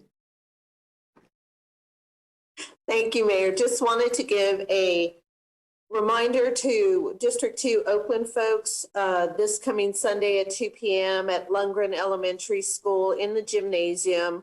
We will have our second meeting on the issue with drug houses and various people that are wreaking somewhat of a state of havoc in our community. The police chief will be present, someone from Code, and we have invited District Attorney Mike Kage to attend, and we're still waiting for a response. Also wanted to give a big shout out to Doughboys Pizzeria, located at 1312 North Kansas Avenue. Eli and Trevor, who are the owners, gave us free pizza this past Saturday when we broke sod on our community garden. And so we got all kinds of free pizza for about the 12 volunteers that we had, and got all kinds of good things done, and are continuing to move forward. So definitely talked to Eli today and told him we really appreciated them coming on board as pretty much a co-sponsor of Saturday afternoon, and say a big shout out of thank you and gratitude to all the wonderful volunteers that came and worked their butts off. So that's it, Mayor. Thank you. Councilwoman Ortiz. Councilman Emerson. Nothing tonight, Mayor. Thank you. Deputy Mayor. Thank you, Mayor. I'll just be real quick. I did have the pleasure of joining Jonathan Sublett at the ribbon cutting of their prep academy in Hillcrest. That was really a nice event. They really made some big changes there. It's going to change the environment of that whole neighborhood. So I was glad I was able to go there. And I want to remind everybody that Thursday is Earth Day. Look for me out there on the boulevard with some of my friends from the Bring Back the Boulevard group, and we'll be cleaning up the area out there. So celebrate it and help keep the earth going in the right direction. Thank you, Mayor. Councilwoman Nager. Thank you, Mayor. This is also on behalf of my social worker mother. Every spring, you will see these blue pinwheels pop up around town.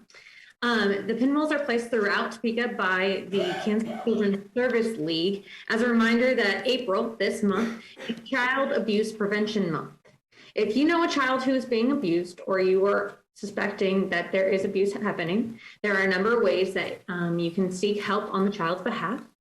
Child Protective Services can be reached by phone by 1-800-922-5330, 5330, or online at www.dcf.ks.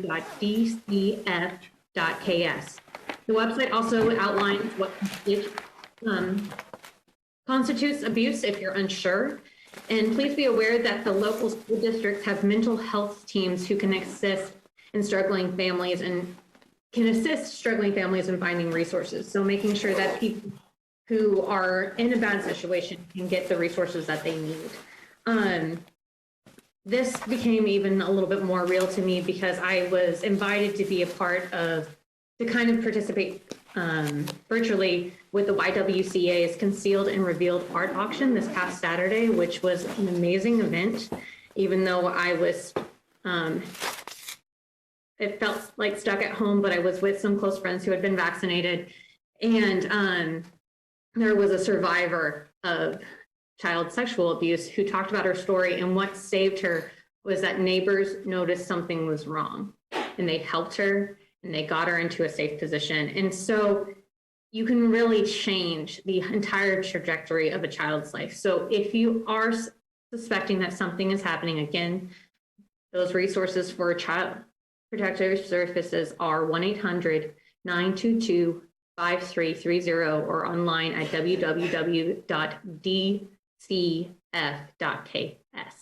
Thank you, Madam Mayor. Thank you. Councilman Dobler, take us home. Thank you, Mayor. I have absolutely nothing. Let's go. All right. I am following the orders of Councilman Dobler, and with that. Do I get to do that? Knock yourself out, Councilwoman Hiller. The meeting is adjourned.